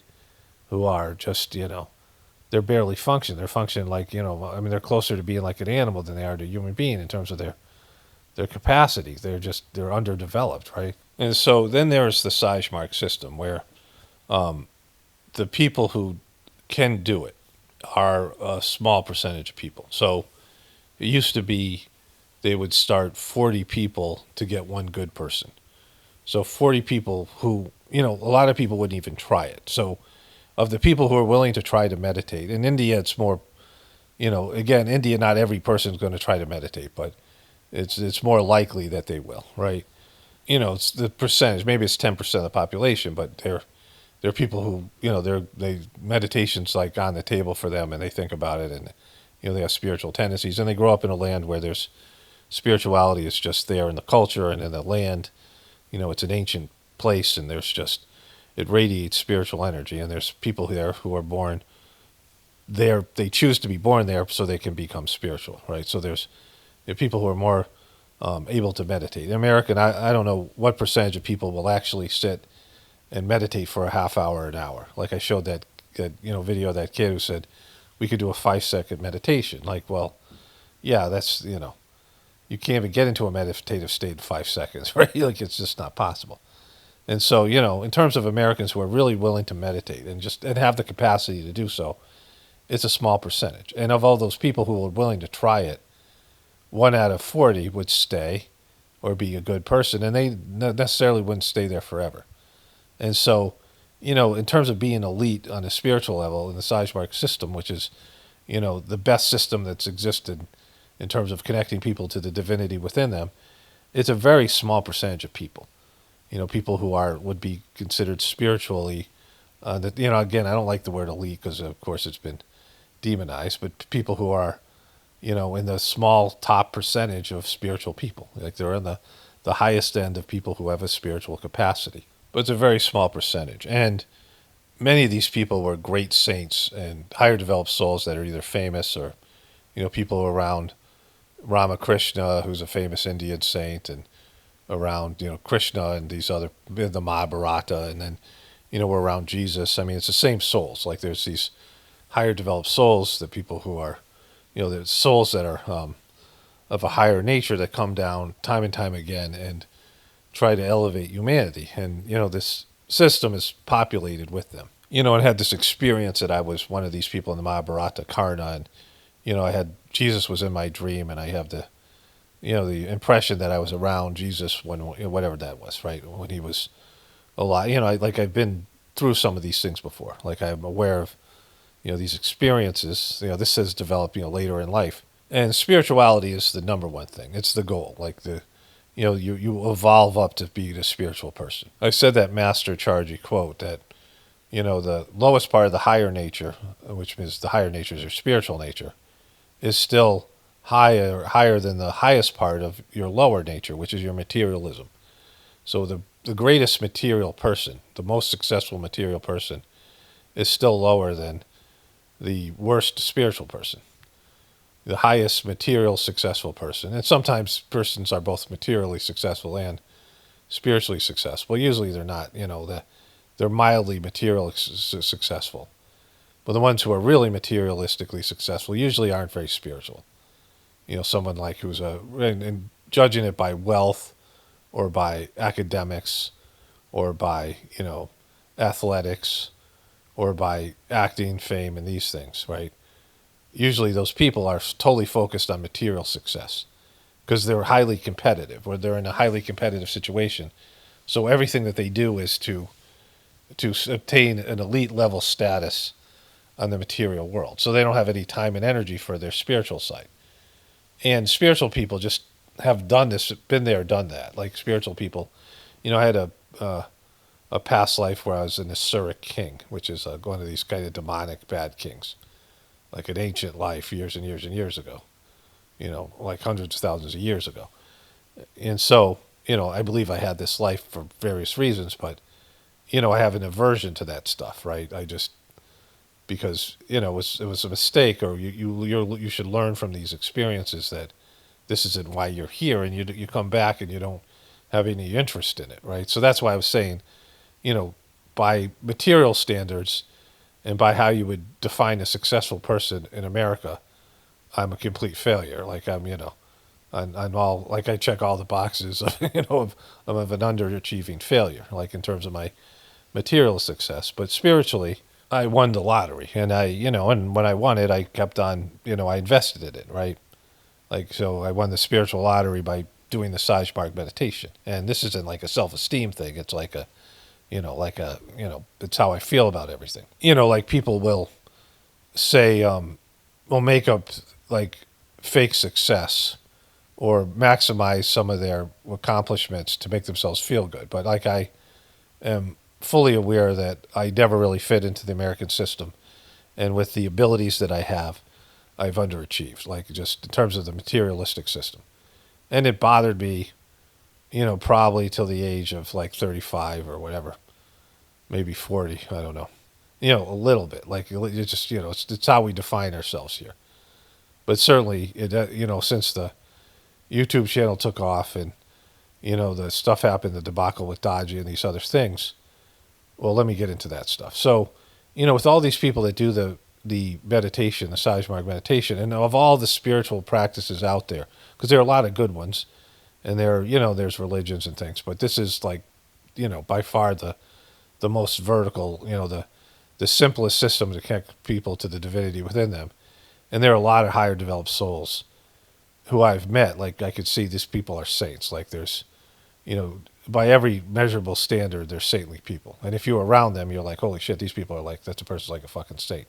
If you could see them and observe them.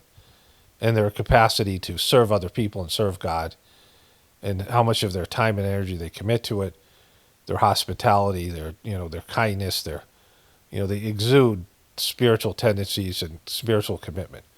And there's a number of people, I've met some hundreds of them, and there's other people I don't know but know of who are, they're on a different level, they're higher level, right? Now, I knew from my experiences, like I had some unique experiences, and I had some other things that had happened where, I would be led to feel like in some ways I was special even in this group of people, right? But in terms of behavior, like people say all the time to me, how do you call yourself spiritual? And I'm like, well, I don't. I do a spiritual practice. I don't say that I'm spiritual. Like, that's fucking goofy. And it's like, you can't say you're spiritual, but you can say you're doing a spiritual practice, that you're working to connect to the divinity within you, right? It's being spiritual, everybody's spiritual. Like, everyone has spirituality in them. Everyone has a soul. They have a capacity to connect to God. But most people aren't making any effort to do so. And I am making an effort to do so, right? Which puts me in a separate category, because most people aren't actively trying to make an effort. And so the difference between a person putting effort and a person not putting effort is, quite substantial, right? But there was some, level of like, well, I, would be special in this system. Like, there's some of that, like I said before, with my family. But the people that I met, a lot of them, and I thought they read the books, and, I think that some of them read some of the books. Like, I read all of them. Like, I was into it, and, I understand the system better than they do, because, there's this time where when we were traveling through, we went to Hyderabad when the third master of the system, Master Charji, died. And we were at this ashram, and everyone's like, oh, you got to meet this one preceptor. He's an older guy. He's in his 80s, and he's got stories about Babaji and Charji. And you should talk to him, right? He had experiences with the masters. And we started talking to him, and he just started to tell stories about things that were in the books, right? And I'm like, are you the only guy in this fucking village that read the books? And he wasn't even doing a good job of it. Like, I would do a much better job. Like, his memory wasn't there, and he probably didn't understand some of the things, maybe because of his age or whatever. He was 80, but, like, he didn't do as good a job as I would have. It was his memory wasn't as accurate.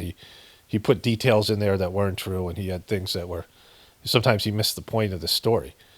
But he sat there for 2 hours just reciting things like, things I talk about here all the time, that I'm able to bring to people, stories about, that things, that teachings and stories and whatever. But, I kind of realized maybe people didn't read the books and they didn't put much effort in it. But in terms of their behavior, I'm like, oh, those people are way better. They're way nicer than me. They're way, So I thought I was, both maybe special, but also, kind of a dick, kind of an asshole, which is, it's hard to be, when you're working on your spiritual system, you also have to have, positive spiritual attitudes, and, you have to be a certain, there's behaviors that go along with it, right? So, I'm committed to this thing, and it's my big thing, but I'm not, I'm not goofy about it, and I'm just whatever. I'm kind of American about it, maybe a little bit punky about it, whatever. And some of these people are just really sweet, and they have better personalities that would reflect on their, their spiritual commitment and their effort that they put into it. That I thought, well, I'm glad that there's people like that are, better than me at this thing, that are more saintly, right? But then this thing with Dodgy hit, this guy who just absolutely shit the bed. So just a brief, like, I'm going to try to do this in 2 minutes or less, because I've covered this in multiple videos, but Dodgy was the legitimate successor, the president of the Sahaj Marg organization, the Sri Ramchandra mission. And, he was blessed by the previous master, and then through these Whispers of the Brighter World messages, I had numerous experiences of him being a spiritual person, like somebody who was a cut above. So I was feeling pretty positive about him being the next iteration, and the previous masters vouched for him. So it was like a no-brainer to accept him, because, he was the legitimate, successor. And the Sahaj Marg system, this isn't like a pope. This is like somebody who has spiritual work done on them, so that and I saw the work being done because I was there in India when he was being prepared to be the person. And then he just went totally fucking stupid. I mean, he got retarded. His handling of things, he got corrupt. He owned pharmacies in New York City, and his kids started an online pharmacy with his pharmacy during COVID, and they got $170 million in investor money. Like, he's, from they're making this a national. They're trying to make this a national company to deliver pharmaceutical pharmacy, your prescription to your home, which when during COVID seemed like a no-brainer, but the business was, they inflated the value of the company to receive this money, and now they've absconded to India with all this money, and they are being indicted. At least one of them is being indicted or being investigated by the FCC or whatever it is, the Federal Trade Commission thing. And so there's so many fucking scandals and bullshit things he's done, and he's like retarded. I had some bad interactions. He's like stupid and doing stupid shit and just, very superficial and winning awards and, awards that you pay for. I mean, that's just total debacle. And the worst thing he's done is he shit all over his spiritual master, the guy that he was a disciple of. I mean, he's tried to cancel the guy's birthday, talks bad about him all the time. And in the disciple-master relationship, that never happens. And it's like your worst thing that you can do, like in terms of your spirituality, because when you're given a spiritual position, you always have to remember you're just a conduit, that you're not God, right? Like you're not, you always have somebody to look up to, or somebody that, like this case, a previous master of the system, and they represent your soul. Like that's, you're merging into that source through that person's accomplishments, and their soul is like inside of you. Like their soul is part of your soul now. It's this whole thing that happens. And so you can never like start talking about how you did it, or, you're better, or, you're always looking up to your teacher, right? Your spiritual master, and they're ahead of you, and they're transmitting back their findings. Like they're evolving, and you're following them, and you're this humility. But he just shit all over that whole idea, and the people don't know what to do with it. And so the reason I'm saying all this, there's a point to this. I just went for another walk with my wife and after lunch, and this is going on for a long time, but there's a whole point to this thing. And so I couldn't believe that these people, some of these people would, many of them, when they were in the third master's presence, Charji, and Charji would go back to India, or they would go back to America or some country, or they would go back to their place in India, they'd visit the ashram, and they'd be leaving him, and they would weep because they loved him so much, right? Like he exuded this spiritual energy. I mean, this, people don't understand what it's like to be around a saint or a higher developed soul. Like they just exude love and spiritual energy, and their consciousness, it changes you. Like they pull you up, and they like can pull the best out of you, and because they're radiating this loving energy, it affects your heart, and you just love them, right? And these people would weep, and they talk about how much they loved him and all this shit. And as soon as Dodgy started to shit all over him, they're like, "Fuck that guy!" Right? Like I couldn't fucking believe it. I mean, a lot of them were like, just, I was like, you're willing to sell, you know what's going on here, and their lack of capacity to be truthers. Their spiritual people are not always truthers, right? Their lack of capacity to be able to call something what it is, and not just go along with the herd. There's a herd mentality in India particularly, but many of these people were hippies and boomer hippies in Europe and America, and they can see what's going on. They can see this guy's a fucking complete disaster, and they just can't fucking do it. And when I realized that I could do this and they couldn't, I was like, holy fuck, like, is this what humanity has to offer, right? Like, is this, this is my kind of experience the other day. And I've been feeling this for a while. I've expressed it in different ways, but it just hit me the other day. Because, I suck, right? Like, in terms of, I'm not a self-esteem thing. I don't hate myself. I don't think, in terms of being honest, like an example of this is, because I've meditated 20,000 hours, and I'm working constantly to connect to God and divinity. I don't talk about it because, I talk about it here, but, if you knew me in my personal life, I don't, things are going on inside me. I'm not going to say, oh, I'm thinking about God right now, or whatever it is, right? I don't, like it's not something, it's just a personal thing. And it just would be weird to talk about all the time. But I've been thinking about God and working to connect to God for over 31 years now. And then whatever I did in past lives. And, when you do that, your prayers, your connection to God is better than the average person. So when you pray, and you pray for people, or you just, you connect people to God, there's a way to, you can do it through prayer, but you can just have the thought. Well, here's my story. So my wife and I are going on a trip, and we're driving along, and I noticed there's a family. It might be a woman with a couple kids. I don't know if the husband was there. And their car's broken down. And, I've been through that kind of thing. And, maybe they didn't have like the best car. And I could see that the woman was kind of stressed. Like, we're just driving by quickly, but, I got the sense that she was like panicked. And I felt compassion. I felt bad for her. And so, I prayed in the sense of connecting her to God. And I just, I knew that whatever needed to happen would happen. Like, she was on the divine radar, and whatever needed to happen, was an opportunity for me to do service, right? And, the second master of the system, Babaji, would transmit to people. He would see people's faces like in bubbles. He didn't know who they were. They could be any person from around the world. And he would transmit them for some seconds a day. This movie, The Almighty Bruce, I think it's called, with Jim Carrey, where he becomes, the manifestation of God, and he starts hearing everybody's prayers. Like, that's a real thing. Like, when you become a higher level soul, you start hearing people's prayers, and you start, you're a vehicle for their connection to God, to help them connect to God when they're in need and these things, right? And so, I talked about that story. And like the next time my wife and I were traveling, there's a car on the side of the road, and they were broken down. My wife, remembered me telling the story because she listened to my video.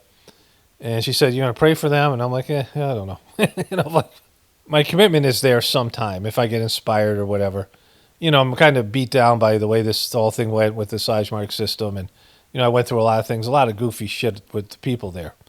And that's another thing. Like, I know that these people are, cream of the crop in terms of spiritual people that were lucky enough to be connected to the Sahaj Marg system. But if you're around these people who are legitimately spiritual, they're not all that impressive, right? Like, a lot of times they're not trustworthy. Sometimes they're emotionally fucked up. A lot of times, especially in America, people who have spiritual tendencies are emotionally fucked up. People in Europe, like, it's just, you'd expect more from them, right? You expect more from the best, and then to bring this back to intelligence level, Candace Owens last night sent a tweet out that she was going to break the internet. And it was a video about Ben Shapiro using her old video clips that he possesses because she worked for him, and shitting all over her in some kind of way or whatever it is. And that, that whole fucking debacle. And I've been recently covering how this guy, Mitch, that she said was his key witness to some kind of, important people in TPUSK being, there at this military base, why they were possibly putting some plan together to murder Charlie Kirk, like this whole bullshit thing. And the guy's so not credible. He's a joke. And Candace Owens herself said about these people who just lie and come out and misrepresent the truth, and how, if she did that, she'd be embarrassed and ashamed. Well, she should be embarrassed and ashamed. It's fucking brutal, right? And, she's basking in her millions of views and her popularity of her fucking podcast. And Jesus fucking Christ, like, it's dumb fucks. Like, she should lose her audience. Her audience should be able to see through all this stuff, just like the Trump supporters should see through him, just like the Biden supporters should have seen through him and the whole political system. And so you look at how dumb these motherfuckers are, like, just from our perspective. I mean, like, how oblivious they are. All the fucking sheeple in our lives and families that you can't talk to because they're so fucking retarded. They can't see the fucking the forest because of the trees. Whatever that saying is. They're just. I mean, it's so fucking bad. And like, if this channel and what I do here and whatever my intelligence level is in the top 90%. Like, if just based in IQ and other things, right? Like, if I'm one of the smartest, 10% of the population. I've talked about this in my book, The Choice, that there's 80% of the people, they're just like lost sheep. And there's 10% of the people who are kind of like evil. And there's, and they're leading humanity astray. And the other 10% who are, cut above, and they're leading humanity in the other direction, towards God and their higher nature. It's a battle of these two 10%, and the 80% sheep will go one way or another. Like, if that's a, good example of the breakdown. Like, if I'm in the top 10%, then we're fucked. And if I'm in the top 1% of the spiritual people, people who are working towards connecting to divinity, then humanity's fucked. Like, there's certainly people who are better than me, but it isn't a lot of them, and the majority aren't. And so if that's the case, then, I mean, unless there's some dramatic turnaround that I can't foresee, there just isn't enough talent out there. There just isn't enough people with spiritual abilities. If spirituality, which, I know is the only way to save the fucking planet and reverse, it's not really about saving the world. It's really about elevating human beings to a higher level so we're not so fucking shitty. Like, people suck right now. I just saw this trailer, and there's a guy, whatever his name is, you'll recognize the actor, but he comes from the future, and he's talking to people in the past going, you guys all know how bad it sucks. I'll show you that. That'll be the first thing I'll show you out the gate. You guys all know we're going the wrong fucking direction. And we do know. We all fucking know we're heading off the fucking cliff, right? And nobody's doing shit about it. I mean, nobody's doing anything. Like, very few people are even preparing for it. People talk shit on the internet and whine. Oh my God, this fucking bullshit. But very few people are doing anything to prevent it. Voting for Trump, telling you he's going to make America great again, is it fucking enough for you? That's enough, that fucking guy. Listening to Candace Owens, listening to fucking Erica Kirk. I mean, all these dumb motherfuckers out there. I mean, you can't reach those people. Like, that's why I don't care how many viewers I get as long as they're not fucking dumbasses, right? Like, I would rather have, like, no viewers than just dumb fucks. Like, I don't make content for dumb fucks. You can't help dumb fucks, right? What I'm talking about, and I'm not saying that because they're choosing to be the way they are. I'm saying that you cannot elevate them. They cannot elevate themselves.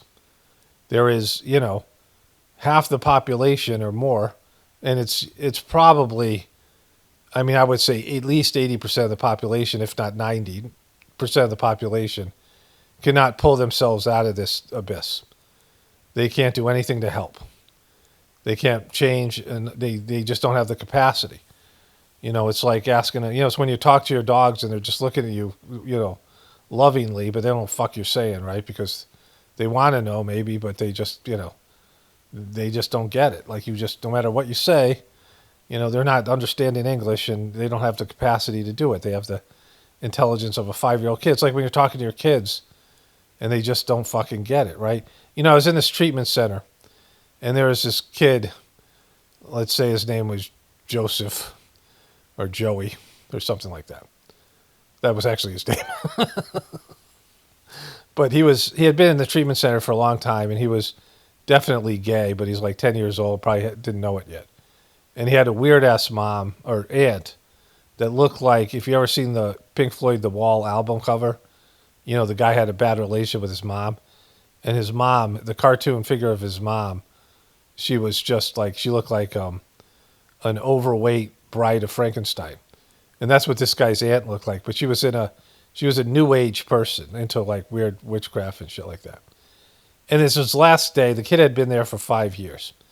It's his last day, and he's crying, and he's leaving. And I don't want him to get fucking restrained and melt down. Sometimes these kids, when their lives are changing. He's been in this treatment center for 5 years. He's now going to live with his crazy ass aunt, who's a new age person, and his kid's really, a treatment center kid who was really violently sexually abused by his parents, and now he's going to live with his crazy aunt. And I'm trying to keep him, like, I'm giving him a pep talk, and I'm like, this is your last day. You've been here a while. You want to go out on a high note, like, we could just hold it together. And he just smiles at me, right? He's crying and he smiles at me, and I'm thinking, well, maybe I'm getting through to the kid. And he goes, I'm eating my snots. I'm eating my snots. I mean, he's like licking his fucking under his nose, and I'm like, Jesus Christ. And like, I experienced that quite a bit here. This is when I see the comment section, and, I've banned so many dumb fucks, and they keep on coming back. And, I see what people say in the news and how, all the crappy content out there that people are watching. And, if I'm like in some kind of upper echelon, like, it's just, we're fucked then, right? Like, you always hope there are people better than you. Like, I say this all the time. I would hope that all the people listening to this, especially the younger people, would go farther spiritually than I am. Like, that's, it should be everybody's wish. Not just because it's the right thing to do, but also because wouldn't it be great if you lived in the world where you were the worst fucking person? Like, wouldn't the world be wonderful if you were the worst fucking one? But unfortunately, that's not the case. And, the this is what we're dealing with. And it kind of just hit me, and I thought I would put it into this narrative. All right, let's get into the other stuff here. Okay, so I went out and did some farm work. I wanted to wrap this thing up, but I think I must add something here. I'm already 119 minutes in, so I might as well complete this, whatever this is here. And so, I don't want to sound hopeless about humanity. I'm just sounding realistic about where we are right now, right? Like sometimes in life, if you want to achieve a goal and you're deluding yourself, you're going to reach that goal. It's a goal that you can't achieve, or it's a lot farther off than you think, and you're not trying hard enough, and you're not putting enough effort into it, and you're not changing and adapting enough to become what you need to become to achieve that goal, right? I often tell this story about how, I haven't often, but I've told it a few times.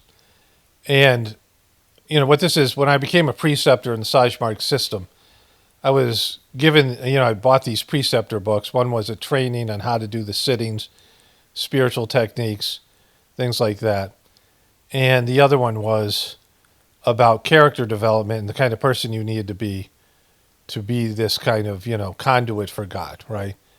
And so I was really excited about like reading these books because it was like next level information that you weren't going to get in most of the other literature, was something on a higher level. And I was so passionate about the literature, and I learned so much about spirituality and life and, so many different things through the other books in the system. And so I was like pretty pumped to read these books. So I read the one about techniques, and, I was working as a preceptor, starting to learn how to do these sittings. You're working on an abstract level.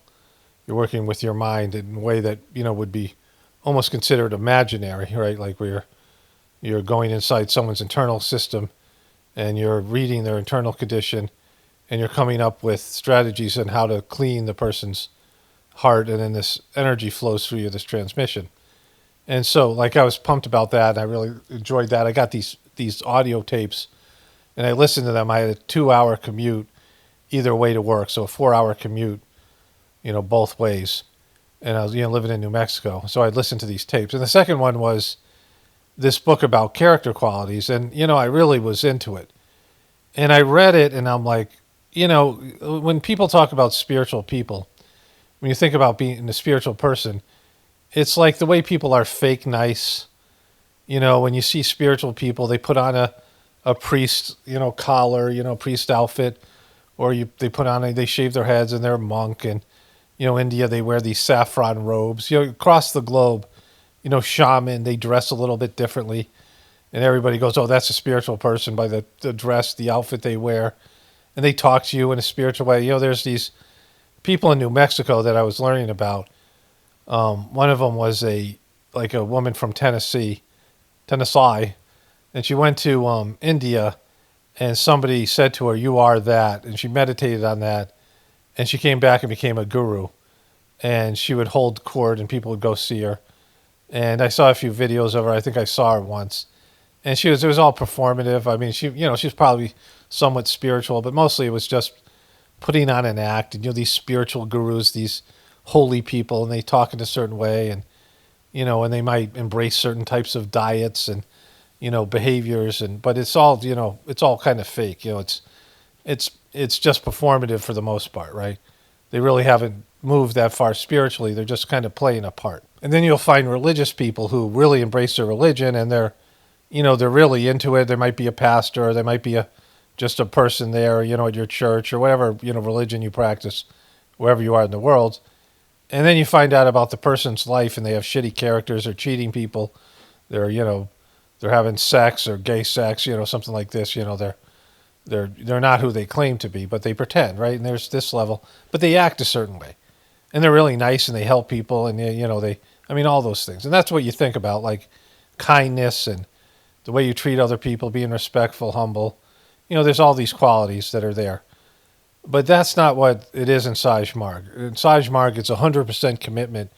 Like your thought process, like the way, I used to daydream a lot, for example, or, watch TV, or just, not focus on God. Just do whatever, you do, where your mind just drifts. And, when you're eating, you're enjoying your food, and you're doing whatever you're doing, right? You're indulging in things and you're just, enjoying your material life. And the Sahaj Marg, it's, when you reach the ultimate goal, 100% of your commitment is to serving God. Like every time you eat, every time you take a breath, you're doing it so that you can be of service to God. Like everything that you do, the way that you live your life is so that you can better serve God. And then you think about God constantly and nothing else. You don't indulge in any kind of materialistic behavior. You don't do this right off the bat, but you grow into it. And I was just like, fucking no way, right? Like when I read this, and I'm making it more simple here. But when I read it, I was like, there's no fucking way, right? There's just, I'm not, I just can't, I don't think this is, for where I was at the time, I'm like, this is impossible. I mean, I'm not as overwhelmed by the idea now that I'm older.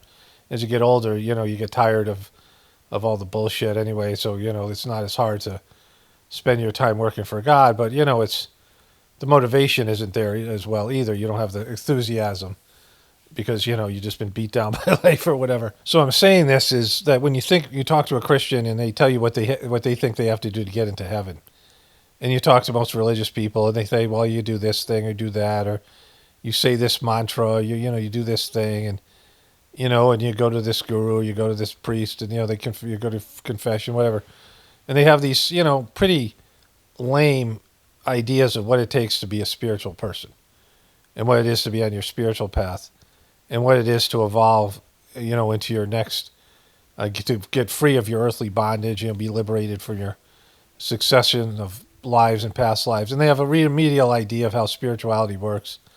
And I mean, all the things I talk about here. And if you talk to the average person about what needs to happen, in terms of fixing the system, I mean, all these people thought Joe Biden could do it. And then all these other people thought Donald Trump could do it, right? Like, that's how fucking dumb they are. That's how, lame they are in their own accountability. And they think pretty much everyone can just go about their lives, their American lives, and not change anything, not change your lifestyle, not change your attitude. I mean, they see everyone's going in the wrong direction. I shot that clip already of this movie I talked about, and I got that coming up after this. And, they can see what's happening. The world's going fucking to shit, and each generation's getting worse.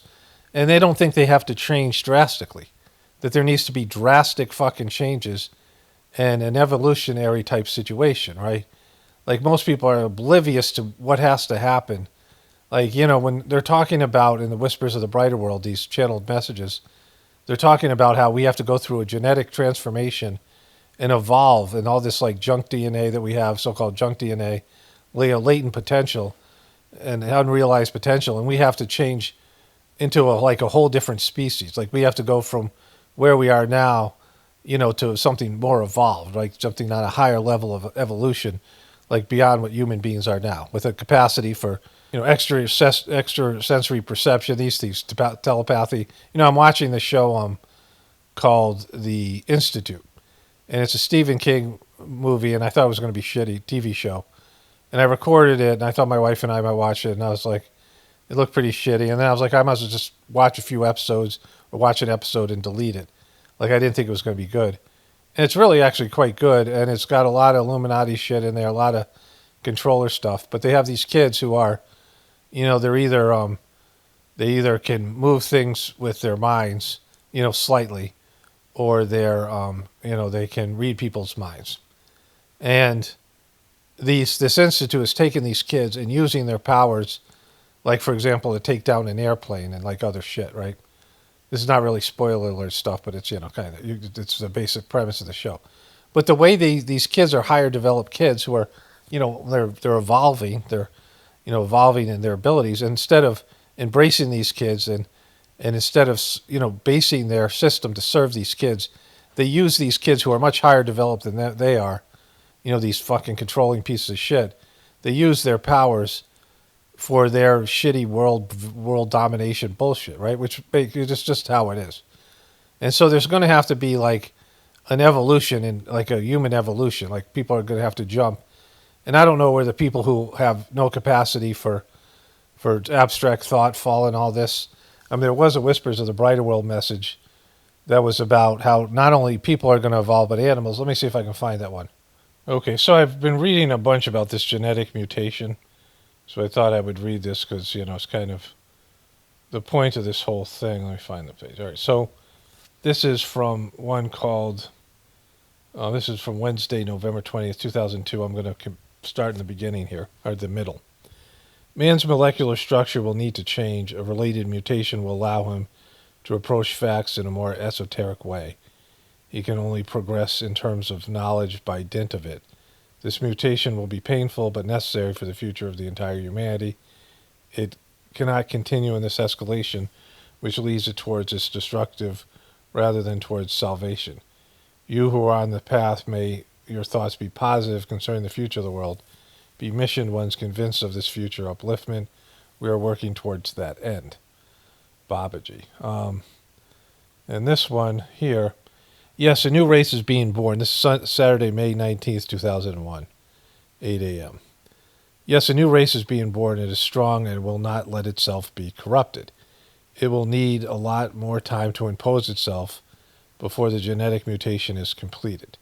This will take place by degrees at its own pace before a new mankind really appears all over the surface of the earth. It is enormous work, but it will be achieved as foreseen. We already have some of these beings in the mission. They are tomorrow's officers in charge, these indigo or blue children as you call them. Not only will they have a higher intellect with the that they will use for the good of man, but they will also be characterized by a very broad spiritual openness. They will mark future times in a way that you cannot imagine. This poor planet is the prey of completely mad beings, satisfying their need for power and domination. The lure of gain makes them sacrifice the most elementary laws of respect for the created world. They take irrational risks knowing what they are exposing the world to. Do they believe they are immortal?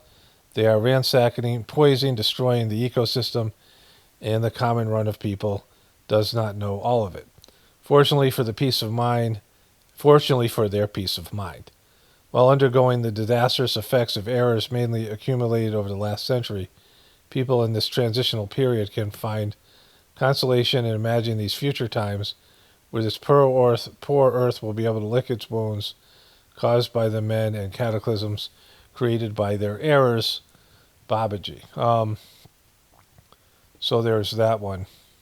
Okay, so I found the one here. I think there might be more than one that says this.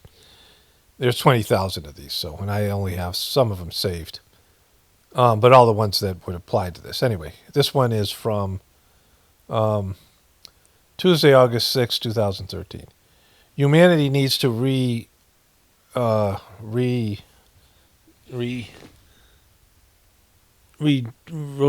itself.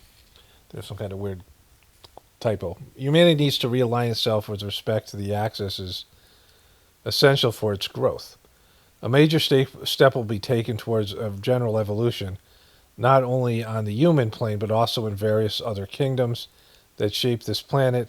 Each planet has its prerogatives, although they cannot escape human beings of today. In the distant future, not only will they become aware of and comply with the divine laws, but also have the greatest respect for all of creation.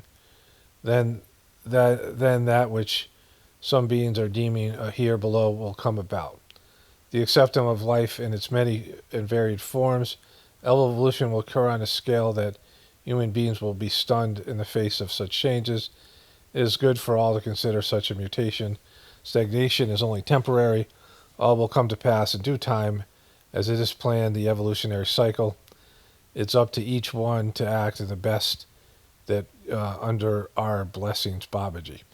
And so that's, I think there's another one, but basically saying that all life on planet Earth is going to rise to a higher level of consciousness. Plant life and animal life.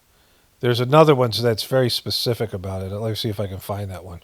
All right, I can't find it. So, but it said something about certain species would be pulled up as well with human beings. But, there's a lot of things that got to happen for that. People aren't willingly going along with this. People aren't actively pursuing their own evolution. And the pain of a genetic mutation and the spiritual stuff that goes along with it is not I mean, it's not going to be easy. Like you look at a frog or a butterfly or something that metamorphosizes, it's not, you know, it's not that easy. And it can happen. And the need for it is there. Like we all see the need, right? We see that there needs to be some sort of change here. But very few people are willing to do anything for themselves. They're expecting someone else to do more. When these Whispers of the Brighter World came out, I recently released the prophecies. And these came out in 2005, 2006. My family and I were living near Virginia Tech. It was right when the shooting had just happened there. Remember that whole thing. And there was a young Indian Abhyasi, practitioner. Abhyasi means aspirant. Someone who does the Sahaj Marg system. And he would book a room, and preceptors would come down from D.C. or come up from North Carolina, would drive 4 hours because we didn't have a preceptor there, and they would give the group meditation like once a month. So, usually it'd be once a week, but there was no preceptor. And he would rent a room there, and we could meditate there with or without a preceptor and all come together. There was a family that lived in Blacksburg and a few other people. And so he would get a room because he was a student at the university, smart kid. He was studying the movement of water, which I always had a fascination with. And I had a couple of good conversations with him. And these prophecies of the Whispers of the Brighter World came up. And he said, he didn't believe in them because he said that the people running the world were so smart that they would figure something out and prevent these things from happening, right? And I'm like, I'm already into the truther stuff. And I'm older than this guy and this kid, and plus he's from India, and they don't have, they don't have the same resistance with authority that we have. Like they don't question authority. There's a very hierarchical system, very much like, in China in their way where everyone plays a cog in the wheel, they're not so much stress on individuality and they have this reverence for elders and things. But I'm like, are you shitting me, right? Like, why would you trust the people that run the planet more than you would trust Babaji, in spirit form, who's giving these messages, right? And, I realize that most people think that way. They think that there are people out there running the system that are just good people, smart people, and they'll figure out a way and solve all these problems, but they're not going to be solved, right? They're, problems that are just getting worse, and people are getting lamer and, weaker and psychologically more fragile and crazier and just less and less, what we're designed to be. We're de-evolving. We're going into idiocracy. And so, what people need to be able to embrace in terms of their own, beyond their own personal things and worries and, about, what you're going to eat next and, what you're going to do with your free time and you have enough money for this or, what's going to happen to you in the future and all the worries that people have. But in terms of just changing and adapting, people aren't up for it. So there's going to have to be shit that happens to pull this out of people. Like there's going to have to be a motivation that we don't have yet. Human beings do not have the motivation to embrace their higher nature. And so that has to come some way, shape, or form. And I hope it does. We'll see. I have faith and belief in these Whispers of Brighter World messages, but I also have this realistic perspective of where humanity's at. And, where we are at personally and what we need to do to achieve a goal. And for most of us, it's far beyond what we're willing to embrace and commit to and endure. Anyways, let me wrap this one up now and move on to the other stuff. Okay, so I asked Gemini about this. And here, there we go. The majority of illegal drugs entering the U.S. through the southern border are produced in Mexico or South America. Synthetic fentanyl is produced in Mexico and in China and India. Distribution in 2025, 80% of fentanyl seized was intercepted at official ports of entry along the southwest border. So 80% of it came in through Mexico. Cocaine, Colombia, Peru, and Bolivia. Fentanyl is the big thing. Heroin, Mexico, these other places, right? And so I asked about what percentage are produced in Venezuela. In context of global drug trade, it's important to distinguish between production, where drugs grown or manufactured in transit, how the drug travels to its destination. Regarding actual production, the percentage of illegal drugs produced in Venezuela that reached the U.S. nearly 0%. Venezuela is not a significant manufacturer of synthetic drugs, nor of cultivator of plant-based drugs, because it's not there, right? So they have natural resources, and so it says here, Venezuela's actual role, the transit hub. Venezuela does not produce drugs. Its major role is as a transit country instead of being a factory and a shipping port. 8% corridor, historically, the DA has estimated roughly 8% of cocaine comes through that area of Venezuela. 8%. And so some other stuff here. They say that there's maybe 10 to 13% of global production flows through Venezuela, something like this. But the main gate, why is Mexico the main gate? Because it's got this long border there. It's landlocked. You don't have to go through all these things. And so it says, would you like me to look into the recent military boat strikes off the coast of Venezuela and how they relate to these transit numbers? And I'll say sure, but we already know that they don't do shit. So there's nothing, right? I already looked some of this stuff up before. So Trump's lying to you. Like, there's all these countries involved, including China and India, that produce these drugs, and all these other countries where they go through these different countries. And, so there was this follow-up answer to it, and it barely anything flows through Venezuela, and the boat strikes had almost zero effect on all the shit that Trump's saying is he's lying to you. He's lying to everybody. And if he was really concerned about narco-terrorism, he'd start with the worst offenders. Start with the Mexican border, and supposedly they've closed that up and nothing's coming through there.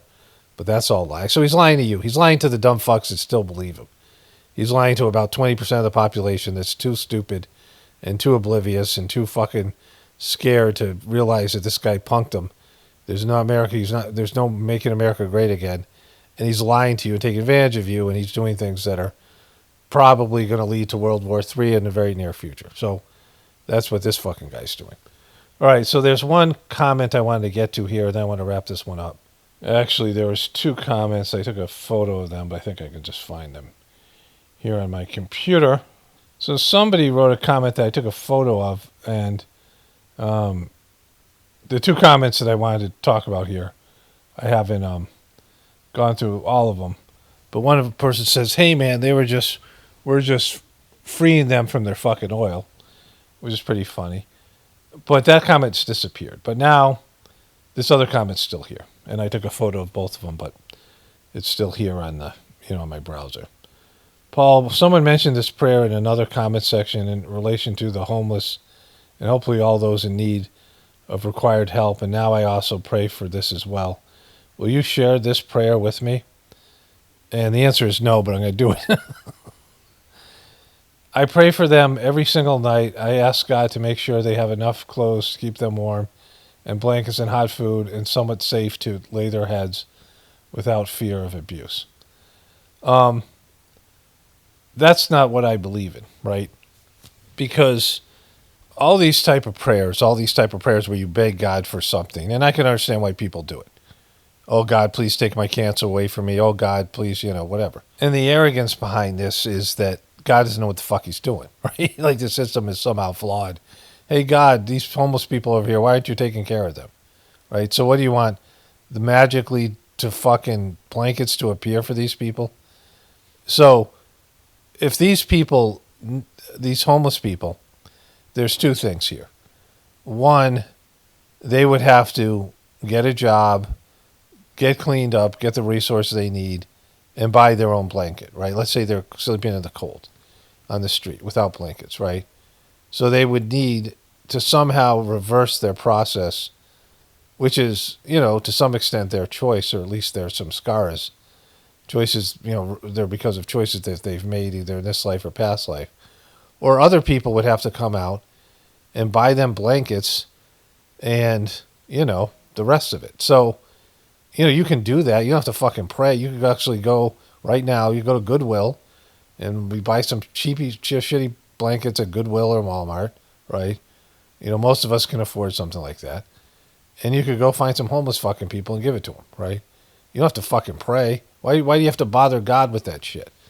You could go, how many blankets do you think you could afford a month? There seems to be quite a number of blankets on Amazon for $15, $20, shit like that, right? Some throw blankets, these polyester, whatever it might be. You can get cheap shit, Goodwill, whatever it is, right? So if that was your concern, you could get, cheap food, whatever it might be, get people meals and things like this. I mean, it's what people should do, not necessarily for the homeless, but people should look out for other people. But, people don't want to do that. Maybe you do, and you can donate to some bullshit charity, but go out and connect with people, talk to them, like form a relationship with some homeless people. Just take an interest in one person. I'm not recommending this to anybody. I'm saying if you're concerned about this, you could take an interest in just one person. Go out there and connect with them and see what you can do to help them get back on their feet. Help them make it, turn things around. And you'll find that almost all of them will resist. I did this as a counselor. People don't want to change. They're there for a reason. And so praying to God is like saying to God, you don't know what the fuck you're doing. Because, they're probably there because they, this is what they're supposed to do. The second master in the Sahaj Marg system, who to all of us who understand who believe in the system, he lived the greatest spiritual life. In a previous life, he was a beggar. And that life as a beggar helped him to approach God as a beggar. Like he approached God as a beggar, not as a knower. He didn't tell God what to do. He begged God to, be of service to God. Like he approached God in with a beggar's attitude. So that life was important to him to be a beggar, right? And the begging in fucking India is brutal. Like I was on a train in India, and they have this like beggar pimp, and I'm watching this fucking guy, and he sends somebody through. The guy's arm's fucked up, and it's like they broke the guy's arm. The kid, he was probably a teenager. They broke his arm when he was a kid, and it's mutilated. He stuck this lame arm in your face looking for money. And then there was another person that was a little bit worse off. And then finally there's a person whose legs don't work, and he fucking crawls his way through there. And this beggar pimp is pushing these people on the train, and he's going to take all the money, right? Like he's a piece of shit. And so, this is Master Charji said you're not supposed to support beggars in India. And it's a big problem because, it discourages people. Begging's a huge issue there in the country, and it discourages them. But you could help them out in different ways. You could feed people, other things. But don't give them money because their money's going to go to these beggar pimps. And like I'd already seen this with my eyes when I heard his talk, right? And so, people are in a situation because for some reason, things that they did in the past, maybe it's a situation their soul wants them to experience. And so, like, you don't know what it is until you know the people. You just want, people want to make it go away, don't want to meet the people. God forbid you talk to a fucking homeless person, right? Like fucking, so these crazy people, they're all dirty, diseased, whatever, and you're like, whatever you think about them, right? And so you can sit in your house and pray and, hey, God, can you fix this problem? Well, it isn't God's problem to fix, right? And, I work with sex offenders, like the worst of the worst, the most dregs of society. And I worked with them for a number of years, and I don't think I did anything to help. I don't think my work or the place I work for did anything. Maybe it prevented some of these kids from offending other kids or something else, but, in terms of reversing the problem, it did next to nothing. Maybe even made the problem worse because, some of these kids were acting out in the treatment center, and then they would go through the treatment center, and they had 2 years if they were doing the things in the real world outside of the treatment center, they would have criminal records, right? So they had 2-3 years where they're becoming teenagers, young adults, and they're behaving like criminals in the treatment center. Then they're released, and they don't get their medication anymore, and they go out and do a bunch of bad criminal shit. And so, there's ways that the place could have been even making it worse. But, most times you can't help people. Remember there's this guy, the man with the golden voice, and he was a guy who used to be a radio DJ, like a talking DJ, a guy who, on a radio show. and he had an amazing voice. And a video went out about this guy, and they got him a job. Like, they cleaned him up, and he got some big contract with some fucking, you know, big city radio station, and then, you know, he started fucking using heroin again. He fucking went back and was homeless. Now he's probably homeless again or dead, right? Because, you know, this is some scaras, and these are things, and, you know, you just can't slap a fucking blanket on somebody and fucking think that it's going to make any difference, right? Like, this is, you know, there's drug addiction, there's mental illness, there's, you know, past lives, some scaras. There's a lot of fucking play here, right? And praying to God, yeah, I mean, it's not, you know, if it's sincere or whatever, but you shouldn't, you shouldn't say to God what you think should happen. Like, how do you know what's supposed to happen with every homeless person? You think every homeless person deserves a blanket and a meal or whatever? It's not, maybe not deserves, or it's what's best for them. You know, maybe they have to suffer so they'll do better next time in their future life. So, you know, again, I'm not saying what people should pray about, but don't tell me what to pray about, and don't, you know, include me on this bullshit, because I present something different here. In the Sahaj Marg system, you connect to the divinity within you. And when you do that, it radiates out on a spiritual level and should start affecting the atmosphere and the environment. And I've seen it work, and I've seen it work on people. Of course, the debacle with Dodgy and that imploding. But the number one thing is that when you become spiritual, you can start uplifting other people. When you start doing a spiritual practice and becoming a better person yourself, and you affect your, you know, the people in your surrounding area and these things.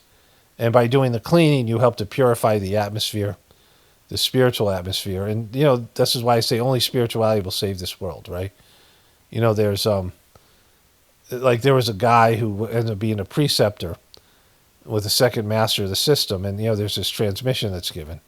And he went out and he found a bunch of lepers and started to transmit them. And Babaji was like, "What the fuck you doing? This isn't about curing sick people. It isn't about healing and you know, alleviating pain and suffering. This is about fucking spirituality."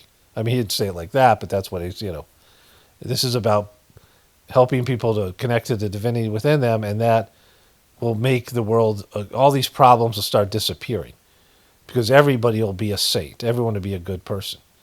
And so, you know, why not try that instead of this other bullshit? Like, there's plenty of charity work. There's plenty of stuff. And I'm not saying not to do that. You know, if you can do it, if you're into it, by all means, right?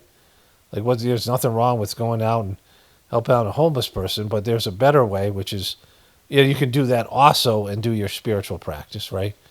But feeding the poor and doing all these things and trying to fucking fix the system and all that shit, you know, people have to get better. And the only person you can make better is you.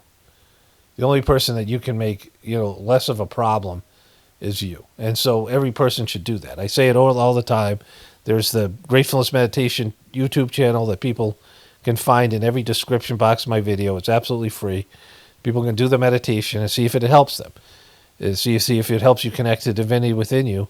You know, I've logged in, like, I figured out like over 24,000 hours of meditation in my life, and that, you know, that meditation has had a positive effect on the atmosphere and these other things, certainly a positive effect on me.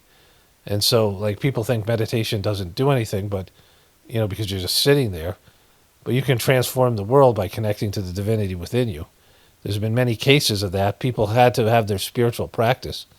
You know, Jesus meditated all these other people. Of course, you know, I mean, when he was alive, there wasn't much, he didn't have much effect. But, you know, at least in the material world that you could notice, but it's there. And so there's higher developed souls and people who are doing, you know, good things internally, and that everything internally manifests out into the material world. So if you purify your internal world, you connect to divinity within you, you affect the world around you. And if everybody did that, the world would be transformed.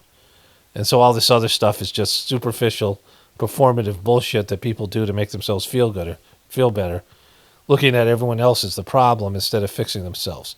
And so that's what, you know, I can't stress that enough. So don't, you know, I don't need any bullshit comments like this to, you know, like, I'm not on board with any of these type of things, right? Like, if you think you should do it, then go do it. But don't try to rope me into something that, you know, I know is ineffective. Okay, I was going to wrap it up there, but I decided to add some stuff here. It's been a couple hours. You know, in the Sahaj Marg system, we pray. There's a 9 p.m. prayer that we do for everybody. And that is that all the people in the world come to spirituality. Which I say over and over again, only spirituality will save this world, which is a Babaji line, the second master of the Sahaj Marg system, which I wholeheartedly believe. That the only way to save this world, and the only way to save this world of human beings, is for human beings to become spiritual, to become saints, to embrace their spiritual nature and resist their egotistical temptations and, all these things, right? It's a battle. Like, even if you start your spiritual practice, it doesn't get easy. Then you're only consciously aware that you have to, embrace your soul's path and things like this. But that's the only solution, that people have to change. We have a people problem. I say it over and over again. And so I don't care what people do. You can do your own, whatever, form of worship. I mean, everyone's got to find their own thing. Or not, then do anything. But, in terms of what I do here in this channel, that's what I do. We don't fucking pray for materialistic things. We don't tell God they're wrong. It's a form of it's like a form of protesting, right? Like, the system isn't perfect. The divine system's perfect. We're not. Like, we make mistakes, and then there are consequences for those mistakes, and then people don't want to. They don't want to, have to deal with those consequences. Doing good deeds, which is something that, I mean, it's good to do good deeds. We got helped out with this Jehovah's Witness. I'm not going to tell that story, but, they stress good deeds. Everybody should do good deeds. Everybody should help people out when they get a chance. Set things up and think about other people and other species and do things this is all part of being on a spiritual path, that you use your energy and utilize things to make the world a better place. Like, that's one of the things, in the Sahaj Marg system, the bare minimum of, like, a successful life is you don't leave the place a worse place than when you found it. And that's more to do with energy. It's more to do with the thoughts that you have. Everyone has a footprint of thoughts and emotions and what's going on inside you. It has to do with your internal world. And you are producing things in your internal world. You're manifesting things and you're producing energy. And, a hateful person is generating hate and creating hate all around them, bringing people down, dragging people down. Negative, people who are against God, people are embraced in, egotistical, demonic path. And they just are selfish and entitled, and they just make the world worse wherever they go. It's like a bad luck, Shreplock, like a fucking, pig pen in the Charlie Brown, some cloud of negativity surrounding them, right? Just, making everybody else go down to a lower level, where a spiritual person pulls people up. And so it's what you are on the inside and how you affect the world, and everyone can figure that out on some level, right? There should be some awareness of how they affect other people, and, like, fucking, if flowers are wilting and babies are crying, and, you walk into a room and everybody starts arguing, and, just after a while you realize you're some kind of fucking, bad energy piece of shit, and you can reverse that. Everyone can choose to, change what's inside of them more than anything else. I mean, people want to change their physical appearance. They want fucking plastic surgery. They want all that bullshit, right?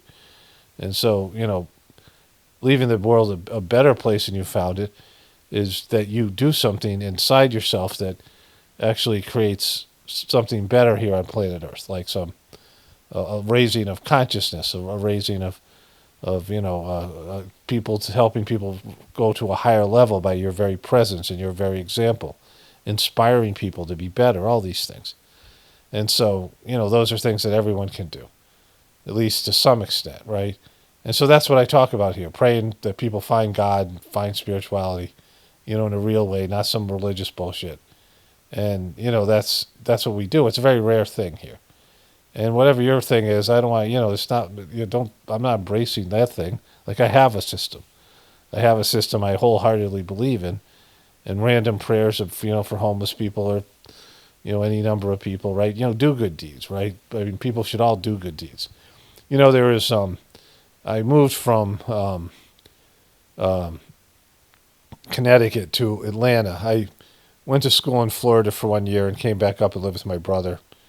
And then I moved down to Atlanta like my second attempt at college. So I dropped out of college, 2 different colleges. And then I went down to Atlanta and lived there and waited tables for a while. And my roommate was, I ended up going down living with him or living with one of his friends, and my roommate was living with his girlfriend. And I didn't like her at first. We didn't get along. She had red hair. She was kind of a little bit bitchy, it seemed to me. And there was a time that we were going to meet him somewhere, and she was driving me in her car.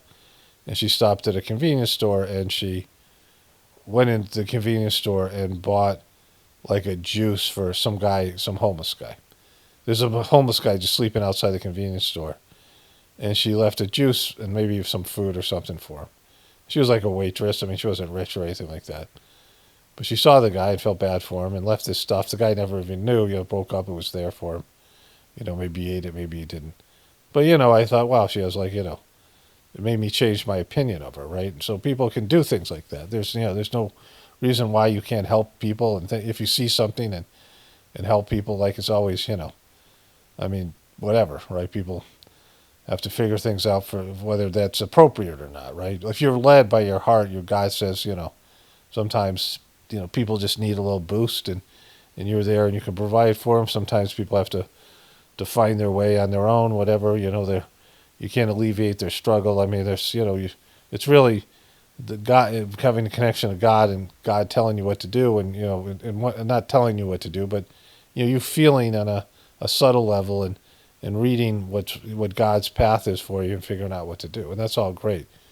But the number one thing is to become, to fortify and develop your connection with divinity within you. And that's, I can't stress that enough. That's the point of this channel. All this other bullshit is just, all these things that people do is performative and it's materialistic and it has nothing to do with the real solution. Anyways, let me wrap this one up here.